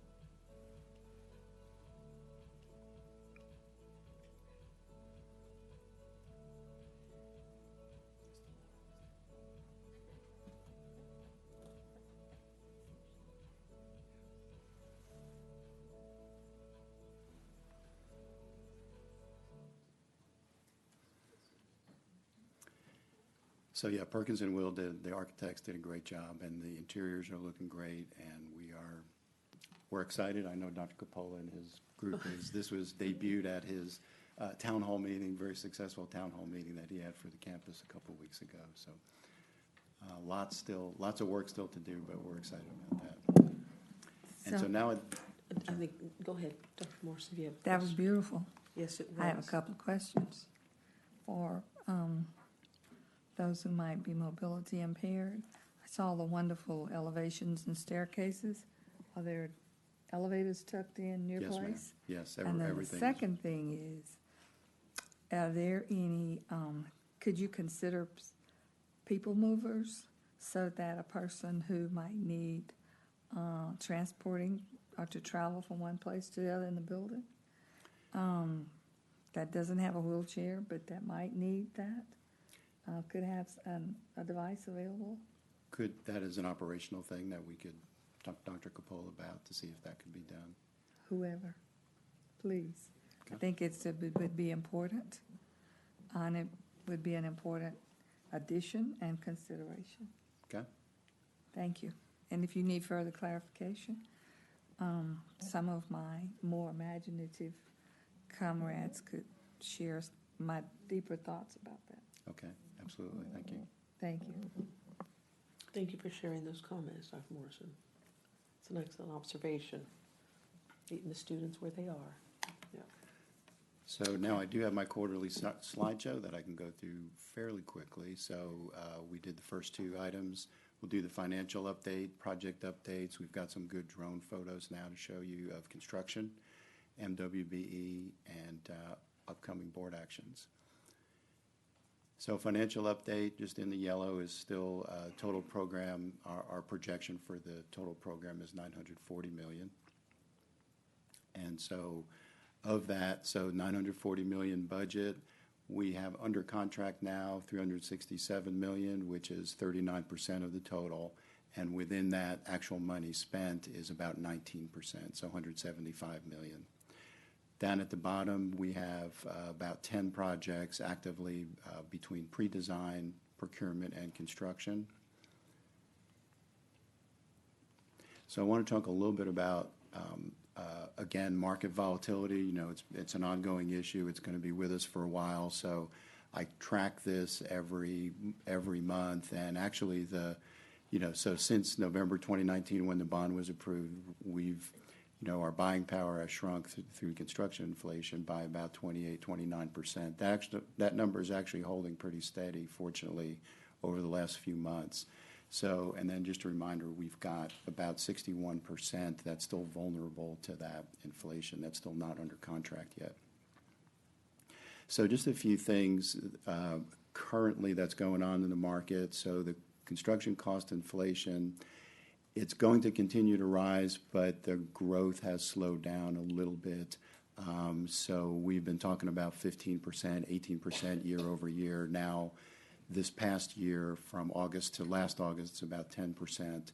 And even through the last quarter, it's even a little less than that. So nobody's got a real exact estimate, of course, of how long that's going to go on, but definitely at least another year. And possibly another couple years, so we'll see about that. Material shortages, still kind of the same things. Metals, still hard to get. They're very much in demand.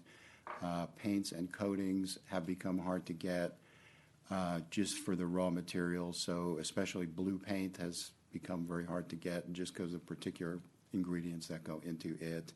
We're seeing parking striping, just those more higher-end coatings have become hard to get. Cement, of course, that goes into concrete, and, of course, anything with electronics. So that's big electrical equipment, HVAC equipment, all the way down to low-voltage things. So those are becoming hard to get, or remaining hard to get. And then what's happening now is labor costs. So typically the inflation on labor costs has been about 5% a year. There's been a lot of pressure with inflation on wages, upward pressure, so they're predicting now probably 10% a year plus on labor cost. And of course, energy costs, there's been a little bit of reprieve on gas prices, but overall energy costs, which affect everything from freight. Now we're seeing asphalt as being hard to get because it trails the petroleum price and availability. So energy costs just affect just so much in construction. So that's still projected to increase. So those are kind of the main things. And, you know, we're still seeing this phenomena where the blue line is input cost for construction and the yellow line is bid costs. So the farther apart those two lines are, the more pressure there is on subcontractors and of course on contractors. So that's what we're seeing when we've been talking about this escalation and how to handle that, and you know how we're handling that with our construction managers. This is one of the main reasons for that is just there's a lot of price pressure on the subs. So this is just a repeat and of how we're addressing. These are, you know, the steps we're taking to address the volatility. The things I wanted to focus on today that you'll see in some of the upcoming slides are just the advantages of working with a construction manager, and then the scheduling strategies to get deliveries. We'll see that in some of these photos that we have. So Northwest Campus, just again, orientation. This is the overall campus, Northwest College Drive, Marine Creek Parkway. And so again, this is the area, Central Campus, that we're developing. So the 4 pink buildings are what's under construction now. The top building is NW05, and then the L-shaped building at the bottom is NW01. And those are the 2 buildings that are under construction now that you'll see. So this is a view looking north. In the bottom, I have a key thing, key map, so you can see where the yellow arrow is. That's kind of the angle of this photo. So this is from the north looking south at building NW05. So Ms. Alanis talked about the early college high school. This is the building that's going to be in. So the long wing that you see exposed there, that's going to be early college high school once we get through with construction and our use of the building for swing space. So that's the first building that's going to be done, and that'll be complete early next year. And then we have several months about 4 months for moving in and furniture and things like that. So that's coming along. And also you see part of the parking lot where that yellow crane is going to be the bus drop off for early college high school. So that's all going to be a drive. And then off camera to the lower left is the work we're doing on the north parking lot.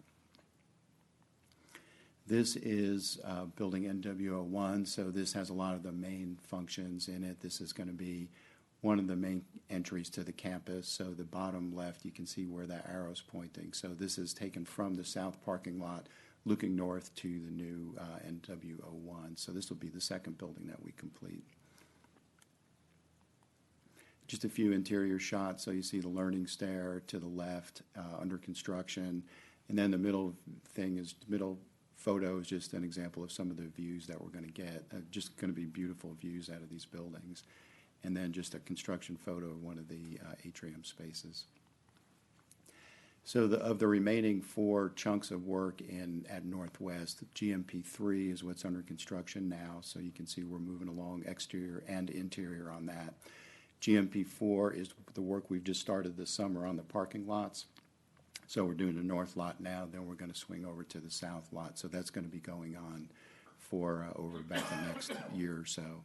And then GMP4, which we're going to be bringing to you in October, is for several smaller things. The demolition of all the existing buildings, which will be, actual work will be done next year, but also the new greenhouse and some renovations in WATB.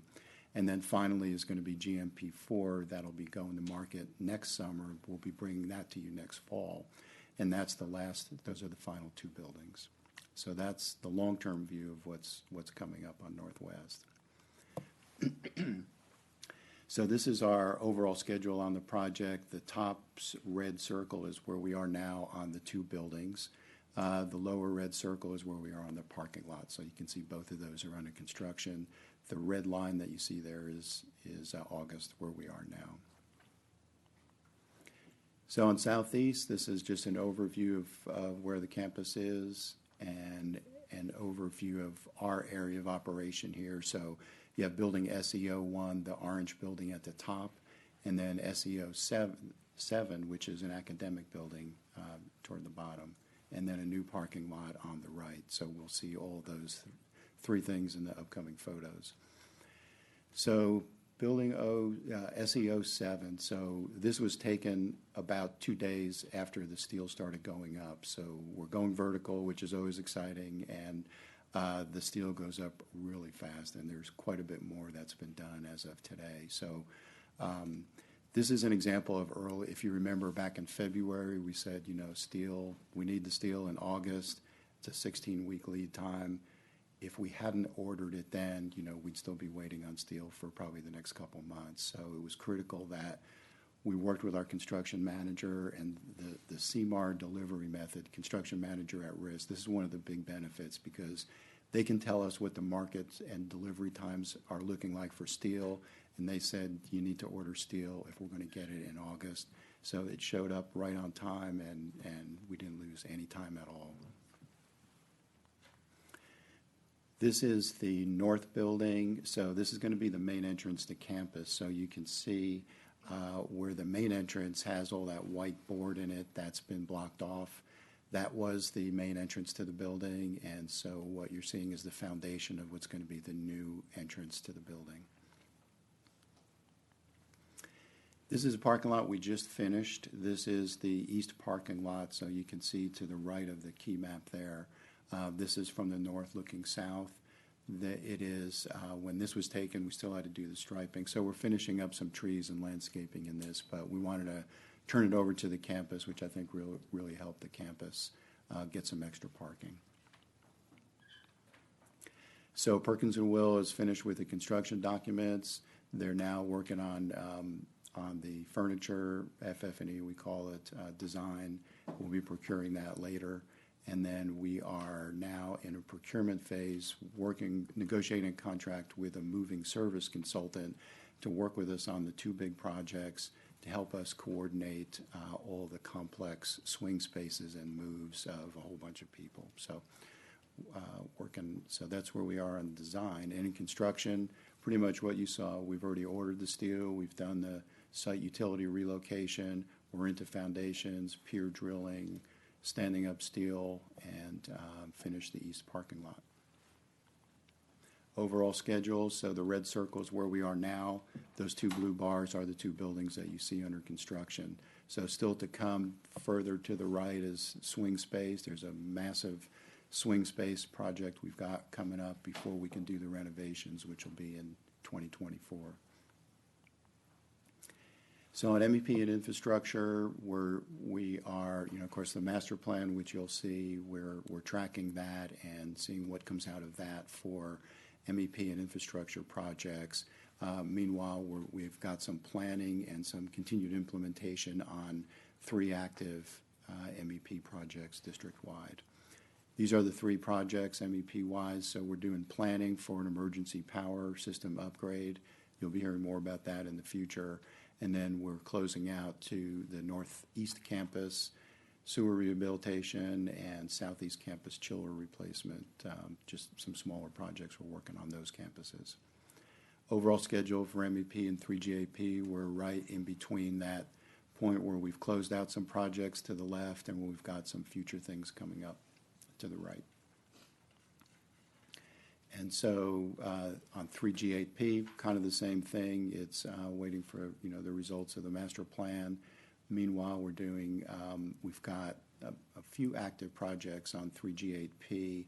It's the top 2 are ILI classroom projects that are tracking this summer. That'll be finished, one in March, one in November, and then the district wayfinding signage program. Schedule for 3GAP, just you can see some projects in progress and then some future projects on the wayfinding. So in MWBE, we track it, we still track it 3 different ways. So the spend for third quarter, this is just kind of a narrow snapshot. For construction, we're slightly behind the goal. For professional services, we're ahead of the goal. the bond inception to date on spending, we're right about at our targets, still a little catching up on professional services.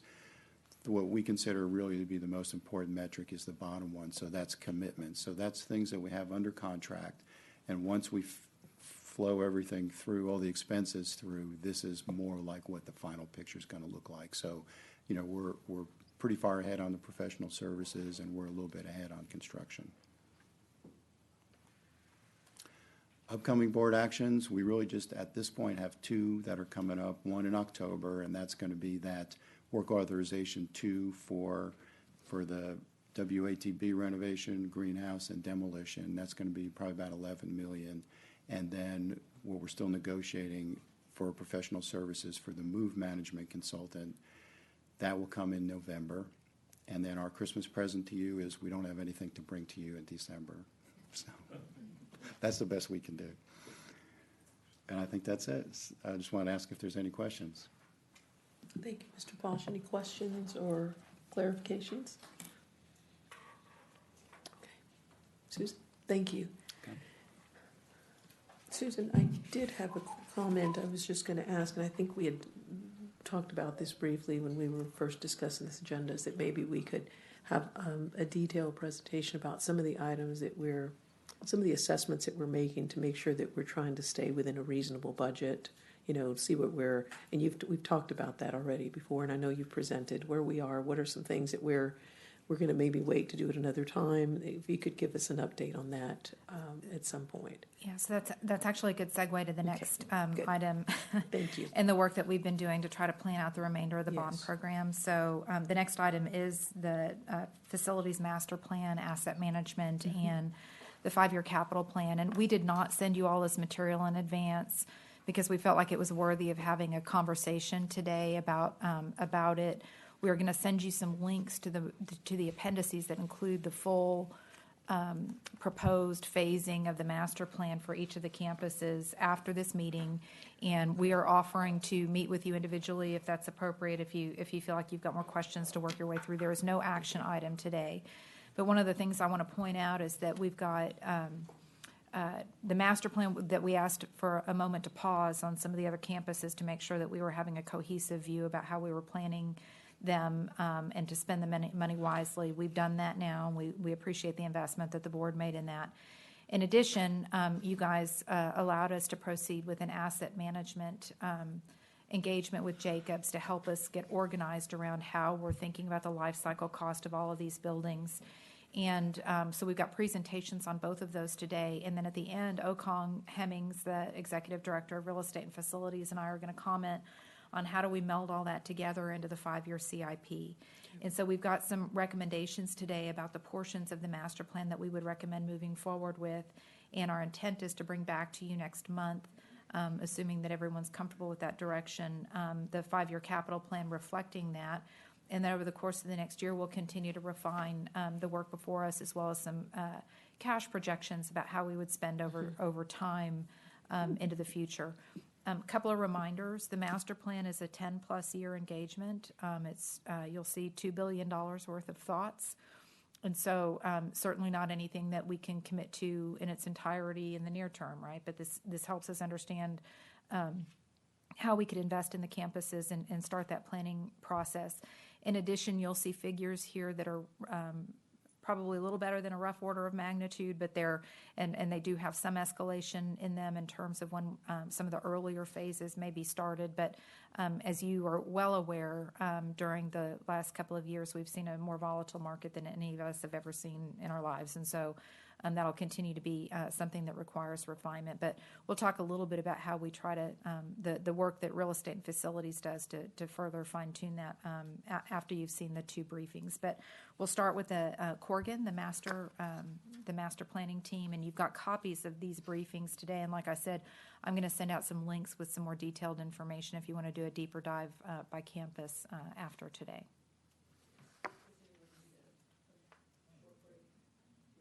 I'm sorry, I think we're going to take just a short break, and we'll circle back here about 4:10. Okay. Thank you.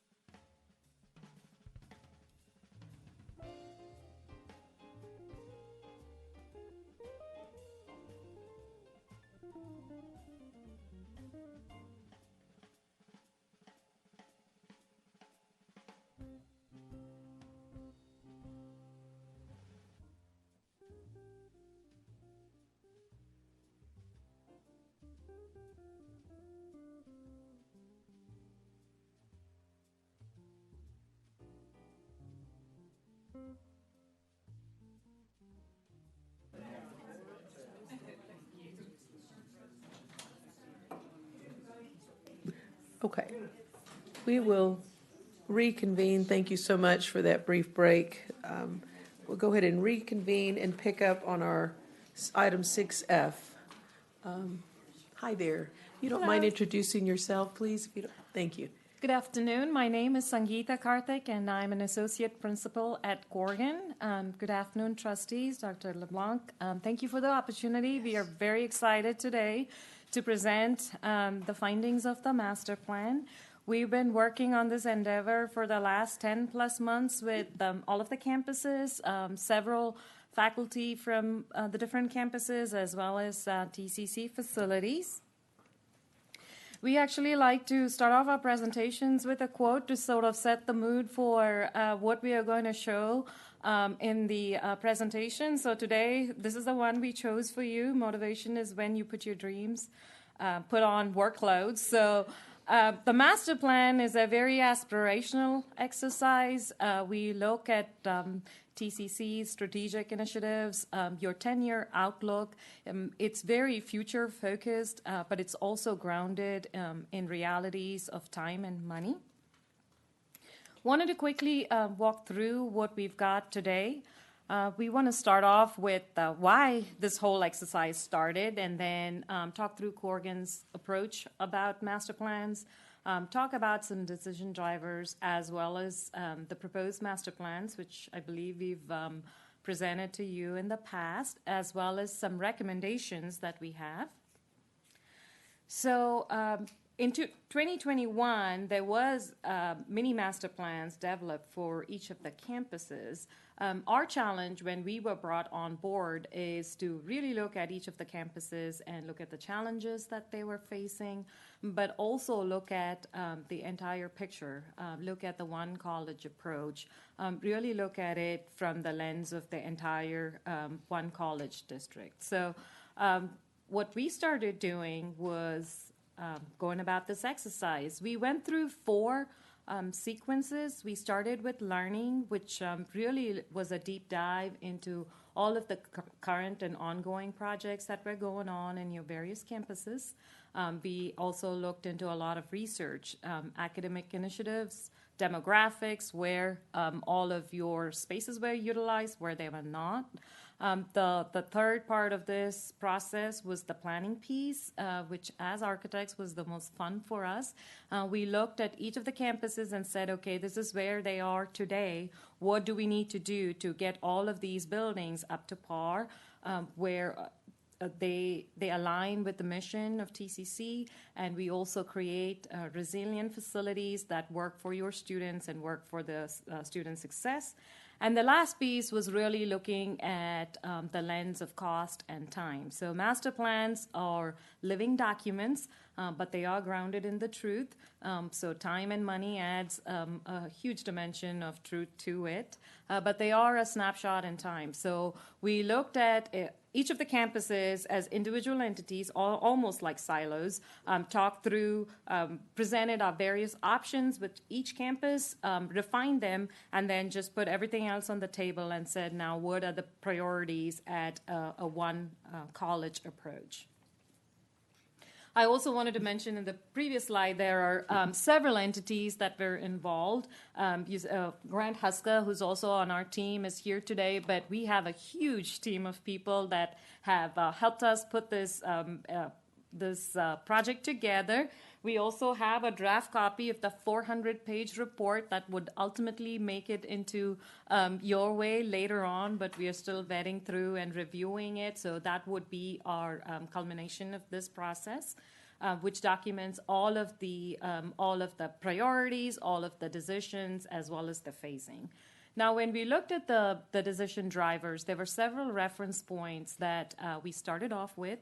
TCC had a great repository of information that was our springboard.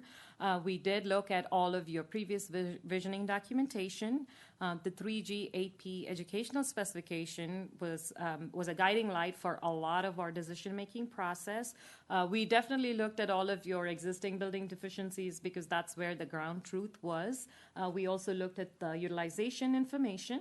FPC, who is a valued consultant on this particular project, but also has a great relationship working with TCC, provided us with workforce study information for each campus, as well as demographic information and evaluating the utilization studies. And Jacobs was a trusted partner in providing all of the facility condition assessment for each of the buildings on all your campuses.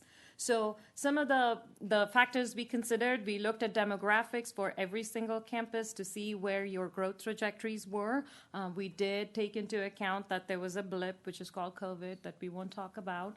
And then we also looked at the utilization analysis for each of your campuses and each of your buildings. So this quick exhibit over here is from the Northeast campus, and what it tells you is we looked at each room to see how much it was utilized during a week, and then if it was utilized 75% or more, it got a green symbol. Yellow was less than 75, but between 50, and so on and so forth. There's also a blue color code in there that says there are some buildings that are very program specific. You have buildings that teach health sciences. You have buildings that, such as libraries, that don't have classes in them, but they're integral part of the campus. So we looked at that as well. And then we looked at the facilities condition assessment that, again, Jacobs provided us with a dashboard which documented all of the existing conditions. Again, color-coded that information as well, keeping up with a theme. If it's green, it's great. We have a few red buildings in there as well. And what we wanted to take into account was, red means it just calls attention because in some cases, the rooms were too hot, the rooms were too cold, and so on and so forth. So it helped us focus on those buildings and dig into the information that we had available as part of the process. And of course, the 3G 8P also guided a lot of the prioritization for each of the campuses.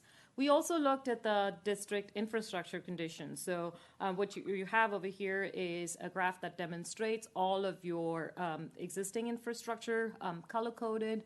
Want to call attention to that red line over there. That sort of is your, the lifespan, which is expected life expectancy for a lot of the systems. You'll see over there, there are some systems that need some attention, at least if not immediately, but in the near future.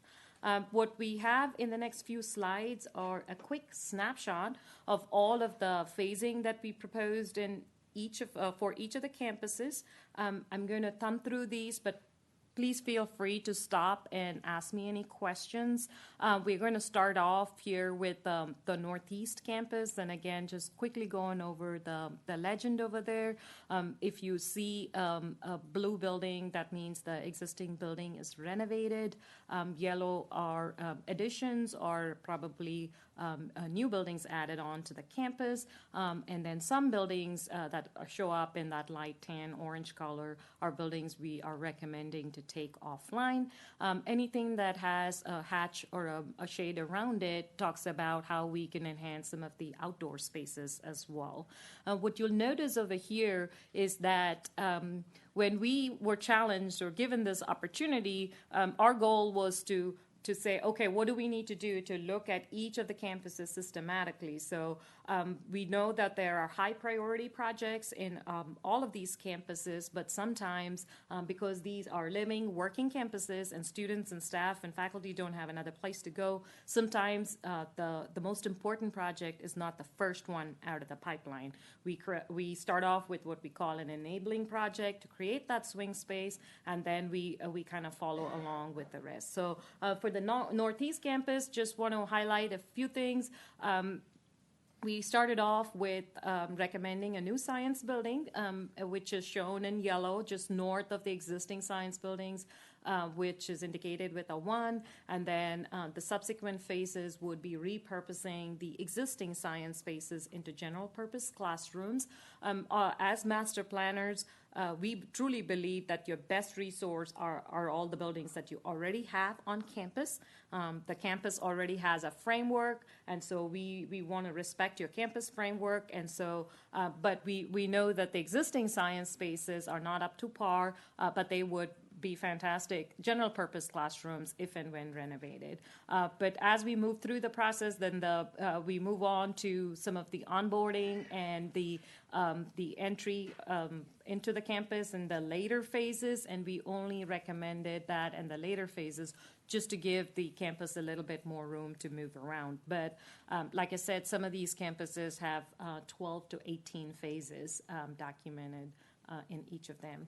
Moving on to the Northwest campus, again, as master planners, if you already have a huge project, which you do in Northwest, ongoing, for the purposes of the master plan, we assume that that project is complete, so we use that as the baseline, and then start off from there. You'll see that in Northwest, we strategically kind of started off with sort of at the outside of the campus, looking at relocating some of the existing facilities and amenities, really to be able to enhance their public safety program. We know that's an important piece, but in order to do that, some of the other buildings need to be relocated. There's also extensive site work that's also recommended for this particular campus. For the OWTL, which is also part of the Northwest campus, slightly different over here. This campus has a different character, and so depending on the campus character and the programs that they serve, each of the solutions are slightly different. In this particular campus, we actually focus more in the first few phases in the interior of the building, enhancing their aviation maintenance program, creating some spaces that they would need, also adding on to some student spaces, and then we address some LE principles, and then add on to the ramp extensions that they had in the pipeline as well. This one is south. Again, another wonderful campus for TCC. The vintage of the buildings require a lot of care on this particular campus as well, but we had actually outlined two major what we thought recommendations. One was a welcome center and a very defined front entry. We also believe, because of the academic trajectory for the automotive program and the enrollment trends, that would be a good direction too. But after talking with the campus and having several discussions with TCC facilities, we actually recommended the onboarding building as the phase one, creating an entry sequence. So as soon as you enter the South Campus, you will know where to enter, because as you all know, that though it's a beautiful, beautiful campus with wonderful landscaping, it's quite disorienting to figure out where to actually go. A lot of their onboarding facilities are in smaller buildings that are very inefficient. So a little contrary to what I mentioned before, we really don't like to remove buildings from a campus framework, but in this case, it was the best use of your resources to actually take some of these buildings offline. And then this particular campus does have a couple of newer buildings, so it just stretches out to 18 phases or so. And as Susan mentioned before, some of it is a 10-plus year outlook. The master plan is a living, breathing document, so we expect to see it updated every 5 to 10 years. So at that point, this document will serve as a starting off point, and then updates can be made to the master plan. This is the Southeast Campus. In this particular campus as well, again, we consider all of your ongoing projects that we saw some beautiful photographs and renderings on as complete, and then we start with some additions. And actually on this one, we actually start with some smaller projects, taking care of water infiltration issues, taking care of some smaller gallery-related requests that were prioritized ahead of some of the larger projects that would follow along. Trinity, this one is a different campus in and of itself. Beautiful building. Again, has some of the same opportunities as the South Campus. It is quite disorienting to figure out where to enter and where all of the onboarding facilities are.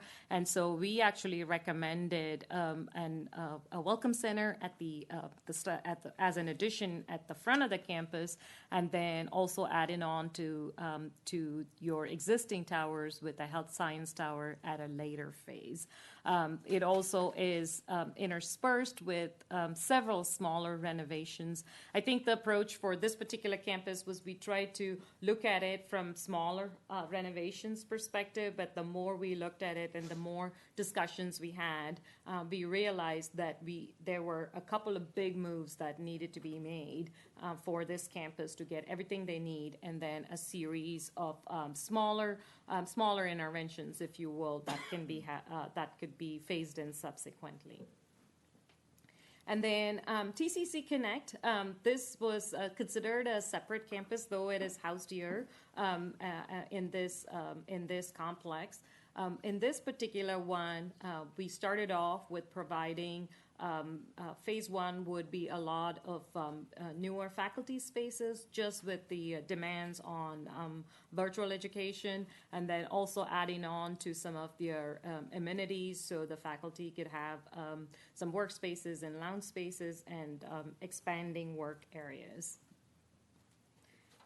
And then subsequently, we also recommended moving the IT group, which is located over here, to allow Connect to be able to expand to another floor as well.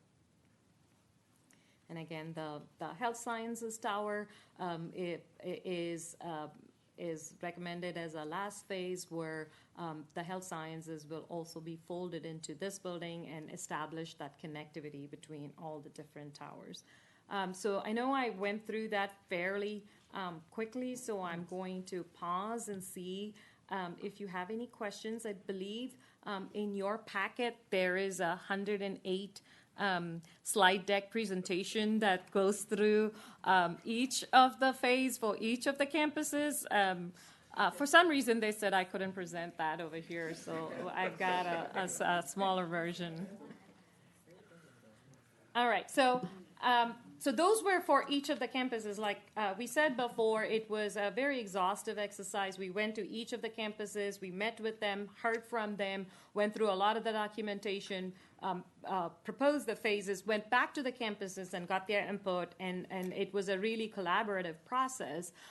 But because because you do have a current bond and there are some remaining funds, we are recommending a couple of requirements which we think would prioritize above and beyond.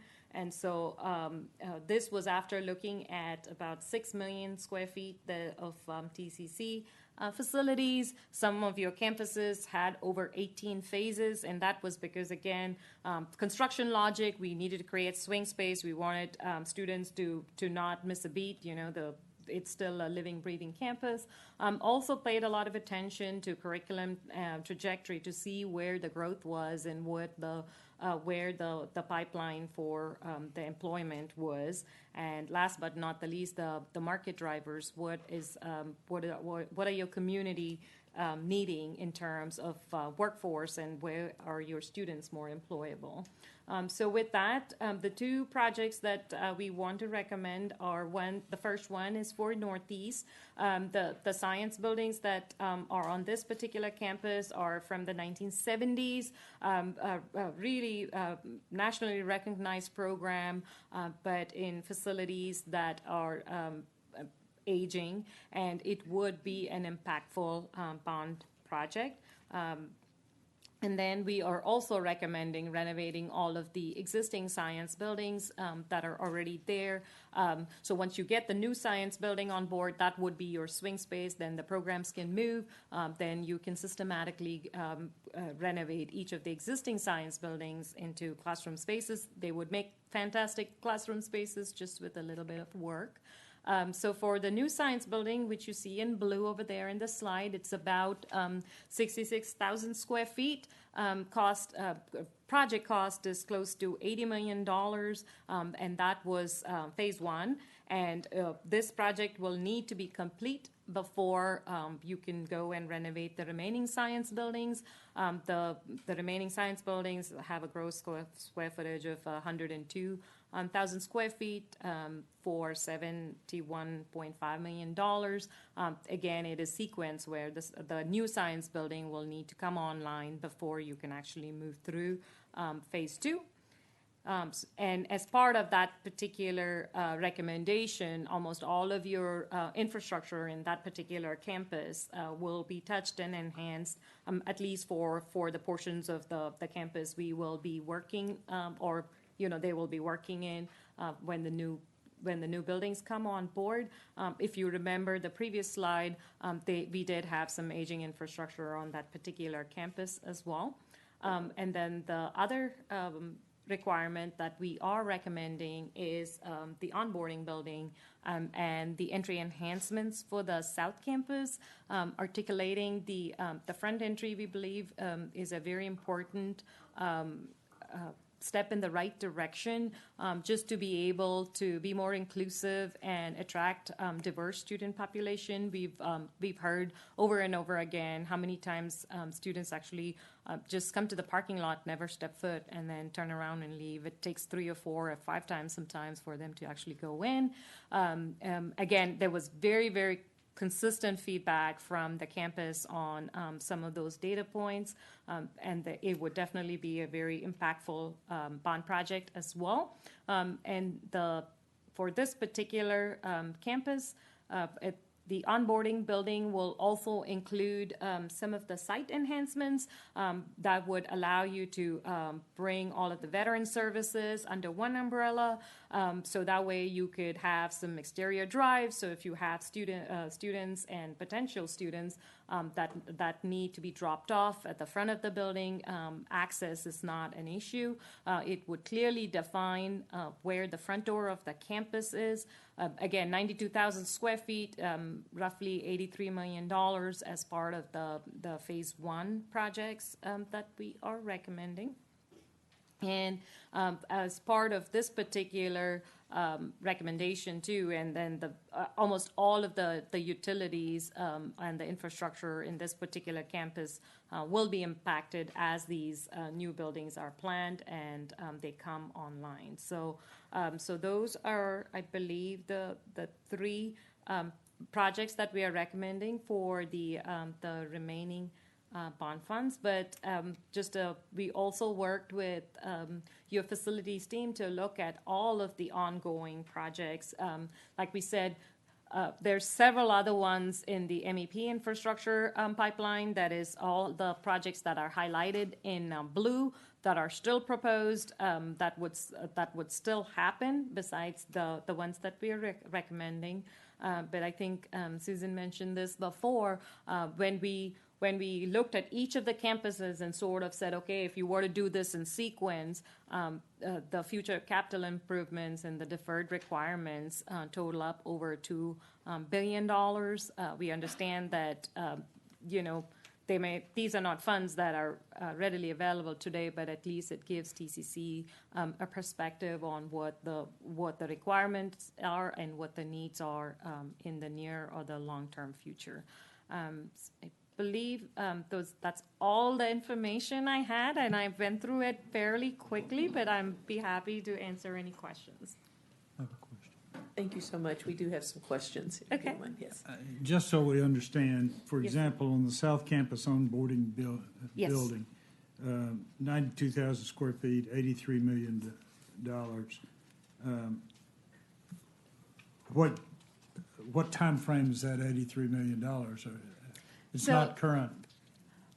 It's $900 a square foot. It's what caught my attention. So that one is not just construction cost. That is the total project cost. So that includes the construction cost limitation as well as all of the soft costs, which would be professional services and other furniture, everything that goes with the building. But these three projects that were recommended, we looked at a time frame of bidding in 2024. So we've got around 30% of that for soft costs, so we could take away 30% to give us the CCL or the construction cost limitation. But these three projects will be or are recommended to be first out of the pipeline to be bid in fall of 2024. Okay.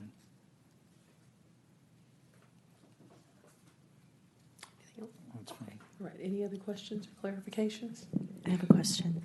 On those buildings that you're just renovating, you're not completely redoing, this may be a crazy question, but have the plumbing and the electrical, is that all still good? Because I know some of these buildings are very, very old. Yes, that's a great question. So we do have extensive data from the Jacobs documentation report. So all of the systems were looked at, and then our team also has mechanical, electrical, plumbing engineers as well. So we combed through the data that was provided by the Jacobs team, and then when we proposed the recommendations, most of those are which is completely tearing everything and bringing up to standard.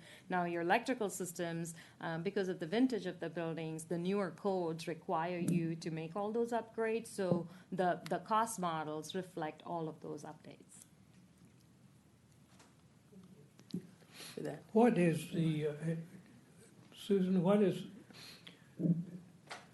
is there a consensus with the campuses as to what the priority should be? I mean, has been discussed with Yes, the presidents and so forth and so on? Yes, they worked with the team and informed that. I mean, like you heard on South Campus, the front door became a really high priority. In addition, we spent time with cabinet members yesterday reviewing as a group. Is what I'm saying, That's yes. exactly right. Yes. So there's a general consensus with the cabinet that these are the right priorities. Yes. Do you have any other questions? That was very, very informative. Thank you. I did have a clarification, and I know that it sounds like staff has been involved in a lot of these conversations, but and I know that the 3 goals and 8 principles serve as a driver. So can you kind of talk a little bit about what other standards that you are following as far as the decision making? An example, you talked about the temperature, right? In a classroom, it might be hot. So if you could talk a little bit more about what those standards are so that we have an idea of where the consistency is, right? Yes, ma'am. Thank you.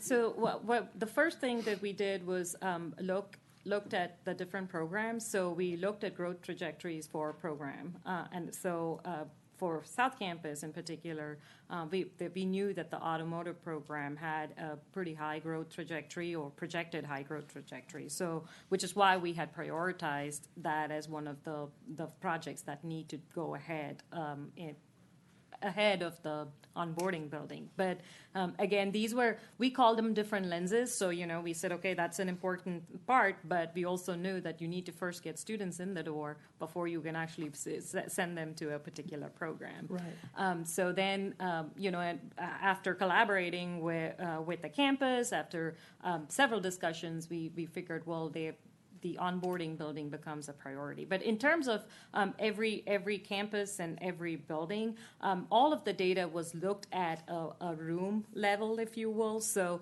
the ELE standards were looked at, which is why the 3G, I kept saying the 3G8P was a guiding light, because it sort of gives us a good roadmap as to where each of these buildings go. But some of the vintage of the buildings, if all 10 need to be renovated, how do you prioritize one over the other? And that's when the construction logic, we said, okay, well, this is a very specific program. We cannot just teach a dental program in a regular classroom, which means, this has to go ahead. You need to construct the new space first before it could be renovated. So there is certain industry standards that you're following along Yes, the ma'am. way. Okay. And the other thing I'll add to that is, so you see how the facility condition assessment informed a lot of the work here. What you're going to hear in just a moment from Rigo Cisneros with Jacobs, who's helping us stand up the asset management piece of this. That's the foundation for that program, having all of that data. And then our goal is to be able to maintain that over time, the age of building systems, envelopes, roofs, all of that, where you're making decisions. And there becomes a mathematical calculation also about the dollars that you're investing to maintain that versus what it would cost to replace, that ends up being a factor in all of that. So it's an in-depth analysis that I think Rigo will help shed some light on here in just a minute as well. Thank you so much. Thank you. Thank you.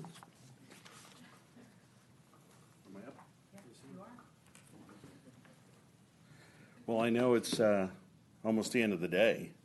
My presentation's only 150 slides. So, it's not. Which I'm going to go through 10 of them today. Correct. Exactly. So just to remind everybody, thank you again. Thank you again for having us. Really excited to be here to talk about where we're at with the asset management program. If you remember, we were up here a little bit over 7 months ago. And so we're about 6 months into the asset management program. Over the last 6 months and continuing on for the next 18 months, we'll continue to sit side by side with TCC staff, working with them. I can tell you that I'm super excited with where we've gone so far. I don't think that I've worked with a customer that is as passionate and motivated. And so the TCC leadership, the team back there that's supporting, everybody's just been really invested into how do we get better?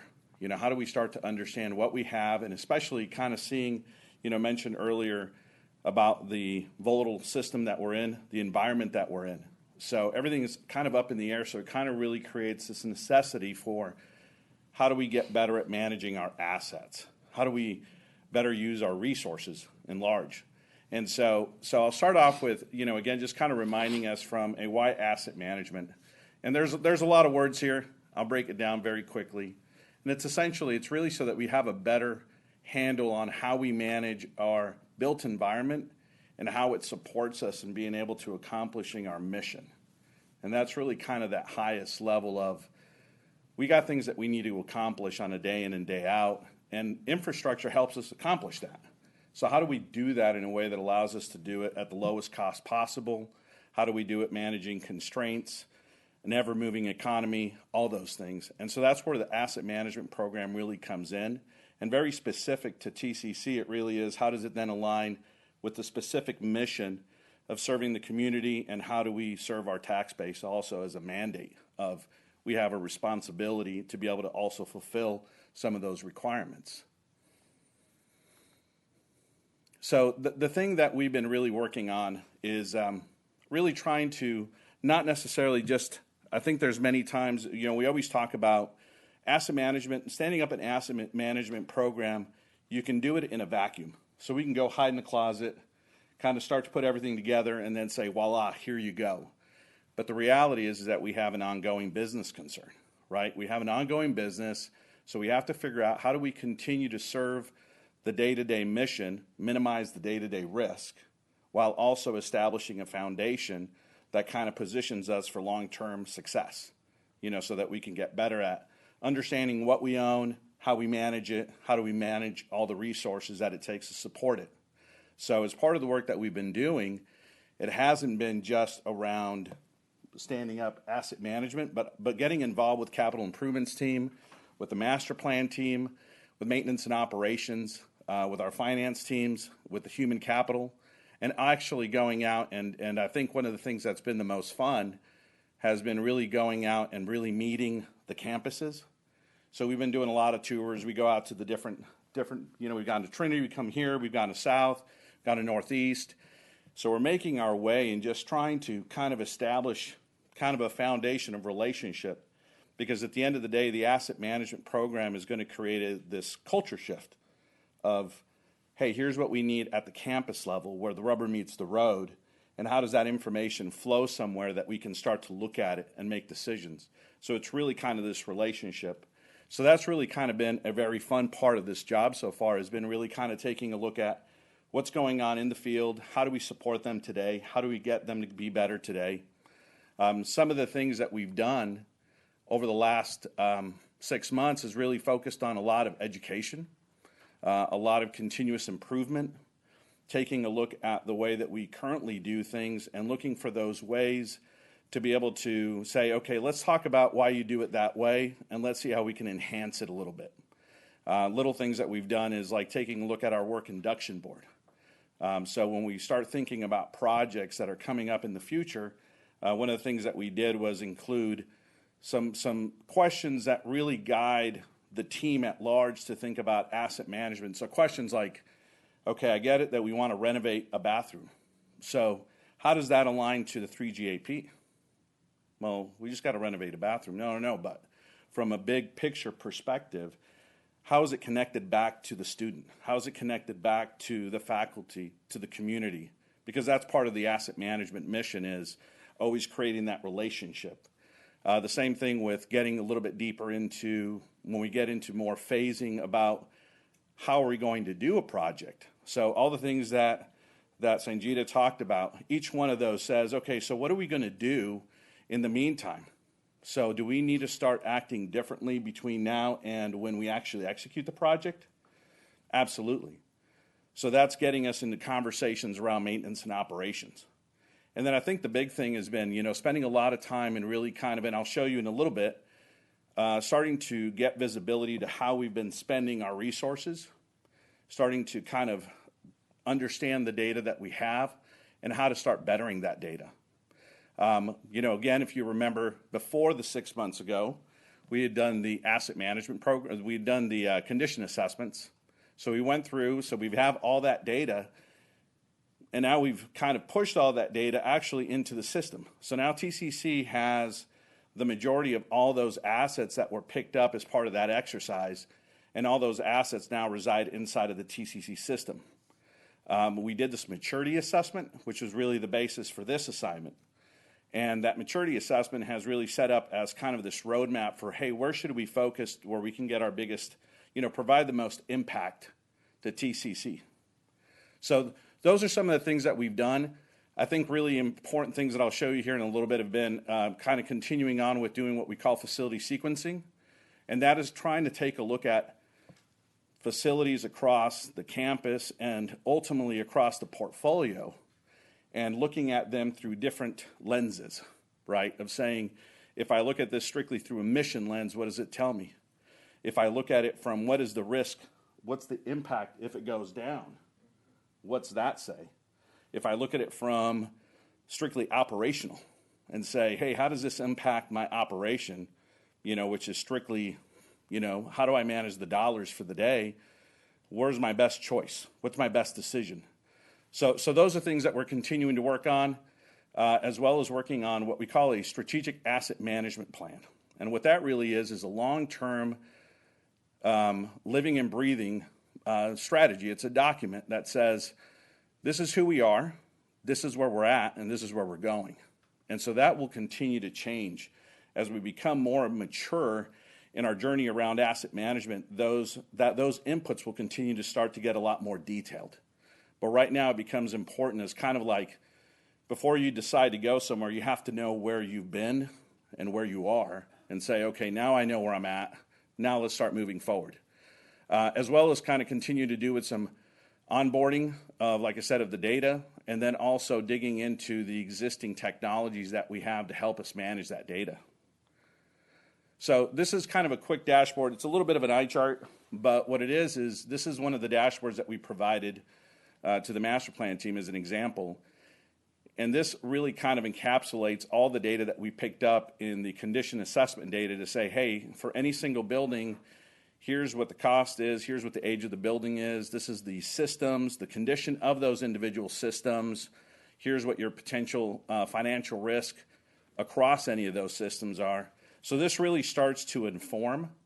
And now I think in our maturity path, it's now to, okay, now I'm informing, so how do I start getting to now deciding what to do with it? And so that's really where we're starting to go to. The same thing with, we've dug into the operational data that we have, the expense data. So kind of taking a look at all our work orders. So we were able to work with the team and said, hey, let's take a look at 5 years worth of data. And let's figure out what does that look like over the last 5 years. And so when you take a look at this eye chart, the darker the area, the more cost there is.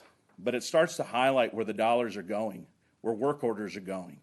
And so really we're trying to get to this understanding of historically, this is what the data's told us. Now let's start looking at the fidelity of that data and see how good is it, what additional inputs do we need to provide, what's the back end that we're trying to decide on. We've also, from that perspective, also we're able to kind of dig into an individual building. So for every single building, we've been able to analyze and collect the data and say, for this particular building, over the last 5 years, this is what the cost was in work orders that were generated to support preventative maintenance, emergency calls, repairs, as well as you can see on the right side also the number of work orders. And so we've been, again, this has been at times we do stand back and we feel sorry for our team because we're just pumping a lot of information, but it has been a lot of continuous education and continuing to say, okay, so why do you need to care about that number? Here's why you need to care about it. Let's go dig into it. So a lot of our days are spent doing that, is a lot of workshopping and really working with the team and taking a look into individual buildings, individual systems, and really trying to understand, okay, so how do I need to respond to this in the field at the campus level? So that's really what we've been working on over the last 6 months. And as you can see, just collecting a lot of this information. So one of the things that we wanted to kind of walk you through real quick, when I mentioned the facility sequencing, this is kind of the approach that we've been taking. So kind of taking a look, and this is kind of more of I guess I'll call it an internal pilot. So we've established a framework that ultimately what we hope to do is to be able to get to the point where this becomes an approach, a framework that then is exercised at the individual campus by the individual campus leadership. So for right now, we've taken a look at, bringing in institutional strategic development staff, the asset management staff, and then also key operations and maintenance people from both over at ODMC and as well at the individual campuses. And so what we've been trying to do is to really kind of get to this point here where we say, for each one of these buildings, for each one of these campuses, if I take a look at it from a mission perspective and say, what's my functional demand? What's my impact on the user? So whether that be faculty, student, et cetera, what's the revenue generation impact of an individual building? Downtime risk and operational risk. But ultimately kind of taking a look at that to be able to come up with a sequence, kind of a prioritized sequence that says, okay, through this lens, here's your most important building. Through this lens, this is your most important building. when we get through a weighted process, this is what the story's telling us. And so really where that leads to is now taking the information from the condition assessment. So this is kind of the output of the condition assessment that said, hey, these are the needs that we're going to have over the next 5 years. So we've got some roofing needs, mechanical needs, et cetera. And then kind of bringing them together into one single view and say, okay, so when I take a look at it from a mission perspective, this building falls in what I call a tier 1. When I look at it from a downtime risk, it's a tier 1. Operationally, it's a tier 2. And if I look at it and try to place it along my master plan as an example and say, well, we have it on the master plan to tackle it as a phase 8 project, because it fits with construction sequencing, it fits with all the things that we're talking about on the master plan side. This then drives us to think about, what do I need to do operationally to get there? Because I still got to get maybe to 8 to 10 years. And if this building is that important, how do I inject the right amount of money at the right time to make sure that I can get there and then reduce my cost after that? So that's really kind of I really like this example because it really kind of hones in on, this is the power of asset management, is really starting to understand the inputs and the outputs and what does it mean from a business perspective and what does it mean in terms of driving performance, back to the mission. So really kind of went through that a little bit fast. And again, I'd like to answer any questions that y'all have. But again, I know that we were kind of at the end of the day, but wanted to provide you with a I know that I've kind of set it up for the next 5-year piece. But if y'all have any questions, I can certainly back up. Does anyone have any questions specific? That was very informative. Thank you very much. I know there's been a lot of work behind the scenes to put all this together, so thank you to everyone involved. Absolutely. Thank you. Our pleasure. It's exciting. It's going to allow us to make better recommendations to you all about how we invest our dollars. We've just got a very quick wrap up with Okong to share with you a little bit about how we take all of this to format it into what dollars are we going to spend in a 5-year capital plan. And so he'll describe that, and then I'll tell you our next steps in terms of bringing that back to you in October. Thank you. Okong Hemmings, Executive Director for Real Estate and Facilities. And we have 4 slides, so I think we beat everybody else. Good evening, Board of Trustees and Dr. LeBlanc. So the next 4 slides pretty much gives us the opportunity to tie in everything that we've talked about thus far and presented maybe 6 months ago when we started the Asset Management and Facility Condition Assessment Program. And it also helps us to illustrate how they manifest through real estate and facilities business processes. So on the left side of your slide, Sangeeta have already talked about that 5 to 10 year life cycle of master plans. Inclusive to that, you have facility condition assessments, which are perpetual. And so we're always doing those. And that's the rule moving forward. That sets a framework for what we call planned projects. But simultaneously, there are ad hoc requirements that are coming through our work induction system every day from customers from anywhere across the district. So that is something we also have to react to. In total, that creates the planning framework that outputs a product that we call a capital improvements plan, and that's on the right side of the slide. That byproduct is about maybe 200 and something line items currently, and Sangeeta gave you a number of about $2 billion. So it's a lot, and it requires a lot of planning. But I encourage you to think about it as something that we authorize to assign resources to. It's kind of the opaque glass, and once we get to the next slide, we'll get to the clear glass, which is well-defined projects, better forecast in terms of budgeting. And so it's a very dynamic product. And what you see on the right side in blue represents active projects. Active meaning in design or construction. What's in black, unplanned, synonymous with what we call requirements in-house.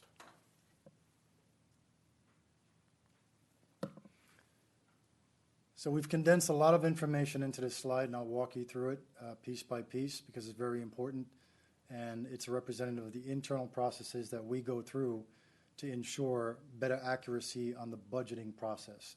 and management and planning when it comes to projects. The time scale is on the top of the slide from FY22 to FY23. It's all conceptual, but it's trying to walk you through a time frame. And those lines that are vertical represent thresholds which by you guys would make decisions. The top half of the slide in blue represents active projects. Some of those would be in design or construction, as we say. If we've expended all of our design funds, we're now in construction. In any event, it helps us to actually provide input to the upcoming fiscal year budget request. On the lower half of the slide, you'll see something happening in terms of all the line items that are requirements or unplanned projects. And currently there's 5 of them as an example. Those 5 examples will go through something called the Work Induction Board. Rigo touched on that a little bit. So what is the Work Induction Board? The Work Induction Board is a group of experts from real estate and facilities, you name it, our architectural branch, construction, capital improvements, engineering. IT is also a part of that board. And stakeholders for projects are also welcome to the board. We invite them ahead of time. They provide clarifying information if there are questions from the subject matter experts.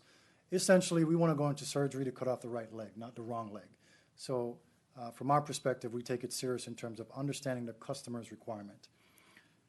Some of the benefits to that, once you start to look at that larger circle, it helps us with the pre-design and planning, Fund 10, construction, Fund 40, Fund 90, post-construction services like TAB, testing and balance services, design, and really helps us to set up a framework where we have streamlined procurement processes that are planned ahead of time, not reactive in nature. Project delivery methods. Is it going to be a design build versus a design bid build or a CMAR, right? So it's getting really sophisticated. Do we aggregate projects based on the capability and capacity of the in-house department, right? We have to manage all these things, and we don't have unlimited resources and unlimited staff. So all these things are taken into account to provide forecasts, commitment plans for design and construction for us to be able to accurately project budgets. And that's the last box you see towards the right. It's all about getting better over time. Hence, the vision and objective of RENF is continued improvements to products and services. And that takes, I would say, years in my book because it's not easily taught. You don't just stand up these programs in one day. It takes all the staff you're looking at and close to 200 of them that's in-house. So it's a really large task. I talked about the 200-plus line items. So this is kind of like an oversimplified graphic representation of what the capital improvements plan would look like. You would start from the left side, which is FY23, and you would project all the way out to the foreseeable future, FY26, 27, and beyond. The challenge with this, obviously, and you'll see that in the master plan, is especially in a volatile market like today, numbers are very difficult to project. And so realistically, maybe FY current plus 2, maybe FY current plus 3. Beyond that, I will tell you low confidence. And so we have to plan that and put that through a work induction board process in order to get more clarity on numbers that we would bring to you for approval. The other important part of that on the left side is understanding what we call the cut line. What is that saying essentially? If, for example, there's $288 million remaining uncommitted in the bond program, what can we afford, right? And so when Sangeeta talked about the projects that we recommend moving forward, once you talk about all the ones that she listed and infrastructure and all the things that accompany that, you can easily be at capacity. And so it naturally creates a red line where you can't afford anymore with that type of fund. And a similar thing happens with Fund 40, whereby when we look at our capital improvements plan, we have to start deciding what we can afford on a fiscal year basis. So once again, just a conceptual snapshot of how all of this aggregates and internalizes in our business process in real estate and facilities. And the next slide, Susan will go over some next steps, but if you have any questions, I'm here to answer as well. Anyone have any questions for Okan? Thank you for that. So the master plan gives us a framework for things that are planned. Obviously, we've got a lot of things that out of the facility condition assessment that they talked about turns into planned projects as well, but we also have things coming in the door all the time, moving things here and there and that kind of thing that we have to be prepared for. So we're doing an in-depth analysis of layering the funding sources together. But as a starting place, based on what you've heard today, our recommendation when we come back to you with the fiscal year 2023 5-year capital plan, which we'll update every year, is to go ahead and assume that we will use the remaining uncommitted bond program funds for those 3 projects that were recommended, which is the new science building, the renovated science building at Northeast, and the onboarding building at South. In addition, we would recommend that we go ahead and start the planning for the new student experience onboarding building at Northeast as well, and using cash for that. And so one of the things that we'll include next month is an explanation of the excess fund balance that will start to be part of our capital programming. But our recommendation is to bake these assumptions into our plan right now and start launching those programs.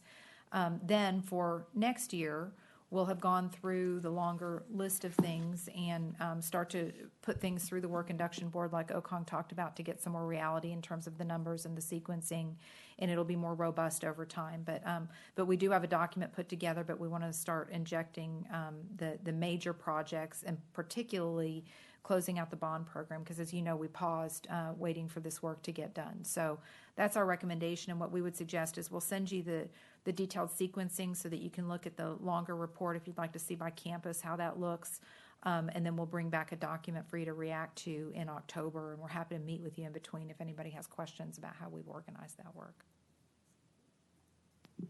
Anyone have any questions for Susan? Okay. All right. It's nice to see all of this come to fruition. Yes. I mean, it was just a vision a few months ago. That's right. It's great. That's right. A lot of hard work, and it's hopefully it'll add a lot of clarity for all of us. Well, so. I know there's been a lot of, like I said, a lot of work in the back end and to get to this point. And I know a lot of people have put in a lot of extra hours just to get us to this position. So thank you for that. Yes, of course. And we do have a final item on ERP, and it's short.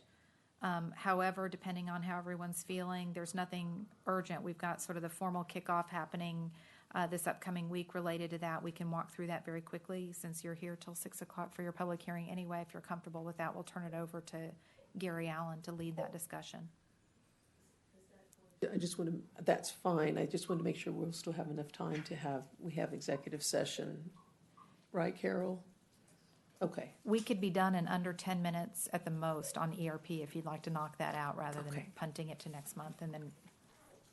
Is that okay with That's everyone? okay, Carol, right? Yeah. That's it, yeah. Okay, very good. So Gary Allen, our ISG consultant, and then Chris with Anthology, who you met last month, is here as well. But Gary will lead the conversation. Great, thank you, Susan. Thank you, Ms. Ayala and board. Really happy to be here. We will go through this very, very quickly. We just have a couple of topics to give you an update on where we stand with the project to date, quick review of the financial status, and then a quick summary and overview of following up on what we showed you in May on the readiness assessment findings. So, sorry. So just wanted to give you a quick kind of visual of where we are in the project. This is a kind of a slightly simplified version of the timeline that we showed you in May. Just to show you, we have almost completed the planning and kickoff phase that will actually wrap up on Monday. And so we're in the beginnings of the design phase, and this is a really big, really important phase in the project where we go through designing the new business processes, working with the team, with the college representatives, the steering committee on process changes and optimizing how the college does business to take advantage of the new software. So very important 9 months coming up here. So as you know, you all were kind enough to approve the contracts and the budget to allow us to move forward. That was in May. The agreements with Anthology were officially signed on June 1st. We then started the implementation project officially. As I mentioned, where we've been spending the last 3 months going through the planning, working closely with Anthology and the college to develop a detailed project schedule that will guide us through the next, really through the next 9 months. We have a high-level plan that maps out the phases, confirms the official go-live or production dates that we anticipated. As we move through the project, we'll continue to add more detail to that plan. So as we learn more information, as we validate many of our assumptions, as we learn more about what will be necessary with the software, we'll continue to build out that schedule and add additional levels of detail as we progress through. So Anthology's conducted a series of sessions with the college to onboard the college and meet the project teams, and we're continuing to conduct those activities. We're continuing to revise and refine and build and onboard the various teams, both for the college as well as for Anthology. And there is ongoing hiring in place. The college has made really great progress on filling many of their vacant positions and getting new staff on board, new team members in place. And in fact, the TCC team is physically relocating to the project space this week. College has also launched the Quality Assurance and Testing Program. That's in conjunction with a partner called Testing Experts. We have a short-term contract in place, and I believe that in October, you will be seeing the statements of work for your approval for the long-term effort throughout the project. Similar effort around identity access management. So this is controlling user access, user security permissions, not just to Anthology, but to the broader set of efforts and solutions that will be put in place as part of the project. And that is with a partner called House. We've also conducted a number of process improvement workshops with a number of representatives from the college. And the goal of these is to help the teams be more prepared, so as they move into the design sessions with Anthology, they've had an opportunity to work collectively in cross-functional groups to be able to identify what are the key pain points, what are the key objectives that they're looking to accomplish with these redesigns, so that they're more efficient with the Anthology consultants who can focus on the software with a better understanding of what the college's needs are. And then in the middle of July, a number of the project team members attended the Anthology user conference. Anthology was great enough to host the college and provided a number of targeted sessions for the college and customized itineraries and support for the team. And the feedback from the team was extremely positive about that experience, and many recommended and are looking forward to next year. So in terms of things that are coming up, as Susan mentioned, we are doing the formal project kickoff on Monday. That will involve a large number of staff from across the college. And then from there, we move into a 2-week on-site process going through what's called solution discovery. And so this is where the teams will meet with the Anthology consultants. They'll go through and at a high level, start to understand the college's processes, variety of pain points, and identify where we need to do a deeper dive session. And those deeper dive sessions will continue on with a variety of college and Anthology staff really over the next 8 to 9 months. Also, we'll be developing a series of strategies and plans for kind of targeted work streams, which are primarily in the IT area, but not exclusively.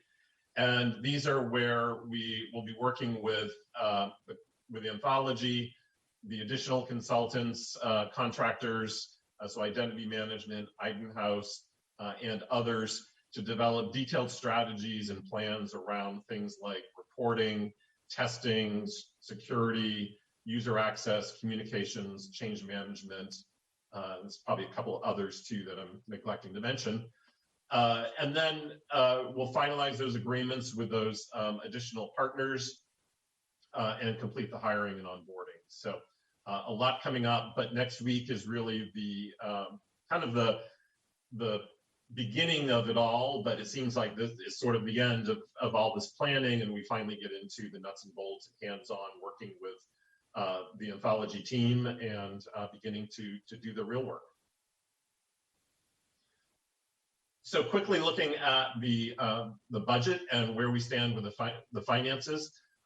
We had expected a budget for FY22 of just over 4.2 million. We actually came in well under that, so at just over 1.5 million.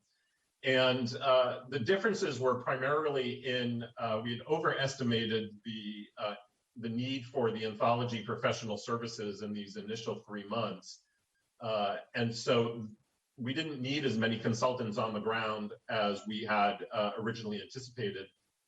That will get made up over the next year or two. So as things really start heating up and we start working with the teams more and more, most of that money will end up getting reallocated over those next year or two periods.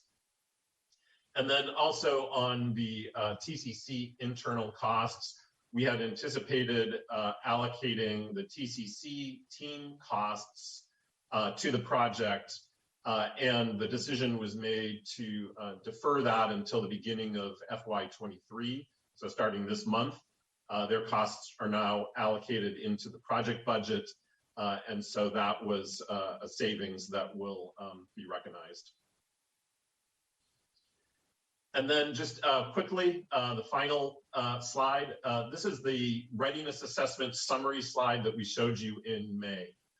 We walked through this with you in some detail, and wanted to show you this slide again. We didn't go through and recalibrate all of the ratings, but the college has made significant progress, I think, in all of these areas. And so the areas that were of concern around some of the planning, project team and change management, while they're not all completely resolved, there has been significant progress, especially around the interviewing and hiring for the change management lead that will drive these communications and change management efforts. So those are not holding up anything at this point. And so, but again, significant progress and improvement in all of those areas. I think I did that in less than 10 minutes. So I'll be happy to take any questions. And Chris Peduzzi from Anthology is here as well. We're happy to take any questions you may have. Thank you. Anyone have any questions or clarifications regarding deployment? Go ahead. I'm a little curious. Can you talk a minute on your last slide there about high risk on communication strategy and organization change management? What are we really talking about there? So organization change management is really the broad umbrella that is a series of strategies and tactics to help the college adapt to the kinds of changes that are coming. And so part of that is communications. Clearly communicating, having open communications about what the software will support, what is coming. Some of it is basic, just transparency around the status of the project, but it really goes much deeper than that. It's trying to identify where there will be changes in procedures.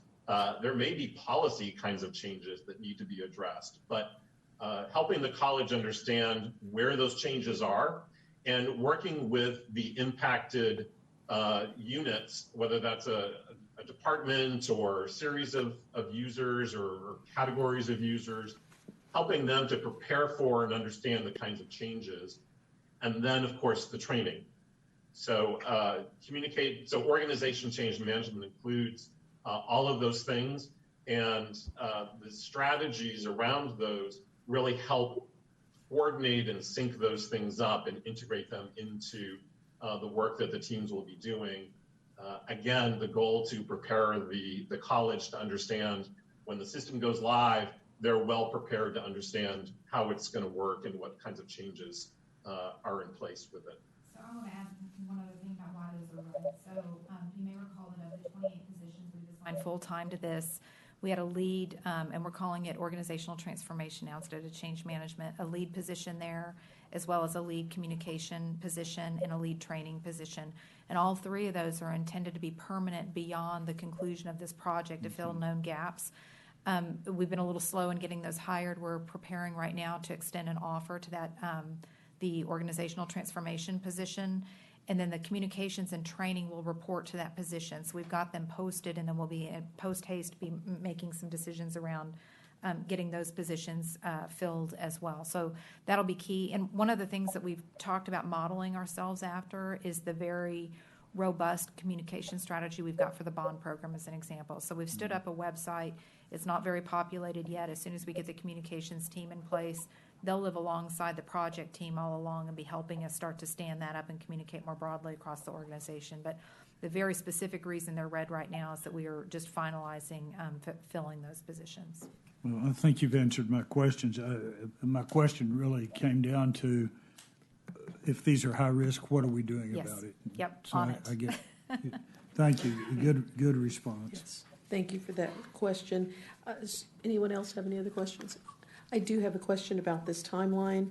When we first talked about this, I thought we were going to do the implement the student experience piece first. So could you talk about that and how that fits in with this timeline? Yeah, so that was originally what our game plan was to do student first as the priority. As we worked with Anthology, we had a lot of discussion about the temporary integrations that would require to our finance and our HR system to be able to support that. And with the preparation that we've already done, we agreed that we wanted to have a simultaneous launch of that. That doesn't mean all the same day. It means in sort of short order that you're prepared for those portions of the system to go live. As we work with them on the ground now with the actual project team, we'll continue to evaluate how realistic that is, the consequences, and that kind of thing to determine any adjustments or modifications that need to be made. But the goal is for them to go live nearly simultaneously so that we can avoid some of that temporary living in two systems experience. That's what I was going to ask, is how it would affect this timeline then. Does that mean that it could potentially not have to go into 2025? Oh, no. It's going to go into 2025 for sure. And what you'll notice there is the green. We actually planned and contracted for 6 months of post-go-live support. And so even with this thought process of the simultaneous effort was baked into this calendar. And so that's where we went with 36 months of real work, and then I believe 6 months of post-go-live, taking us to just over 40 months. So is this a common implementation type of schedule for this for the complexity and this size? Because I've not seen anything to last this long for an implementation. Is that? It is common, but Gary, you may want to comment on that. Yeah, this is actually a pretty aggressive schedule. Typically, we see, I think what's unusual is doing everything all together. And, but there's, as Susan described, it really does make sense to do it this way. Typically, what we see is finance and HCM can go into production, can be implemented and configured and move into production much more quickly than student. The student system is the biggest. It's the most complex, and it has the most variability, least standard kinds of processes. So it does take longer. And so that's really the tail that's driving all of this. But this is, even though the college has done a lot of work, this is an aggressive schedule. But I believe it is absolutely doable. The college is well prepared. And I think the team that the college has in place is well equipped to make this work. Okay. The only question I would have subsequent, and thank you for that, is if you could, because you had comparable information when we were doing our due diligence with this group, could you check to see and just let us know what the implementation dates were with some of those others of the size and complexity of ours? Sure. For ERP, for other community colleges. Be happy to do that. Yes. Sure. And universities for that matter. So, but again, size and complexity, if we can. Thank you. Got Okay. Yeah, the complexity does make a big difference for this too. Absolutely. Okay. If there are no further questions, I think we'll go into closed session. And we have a very brief presentation. Thank you very much for your time. Sorry, I have something I have to read here. So we will go into closed session, and the TCCD Board will conduct closed session meeting as authorized by Section 551 of the Texas Government Code in order to seek the advice of its attorneys, deliberate real property matters, deliberate personnel matters, or deliberate security advices or security audits. So, thank you all.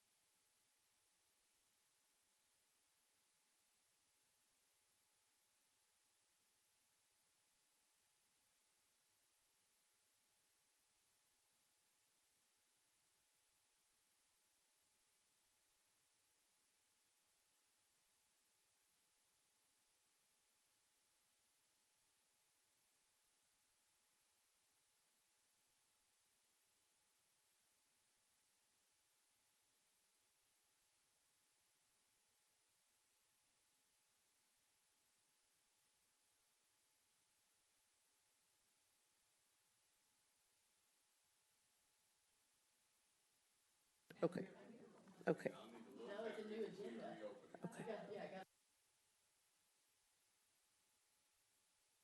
This. Okay, the board will now reconvene in open session. We don't have any items to vote on, so the chair will entertain a motion to adjourn. Okay, Mr. Barr, and second by everybody. I think I heard Dr. Morrison first. Okay, we're now adjourned.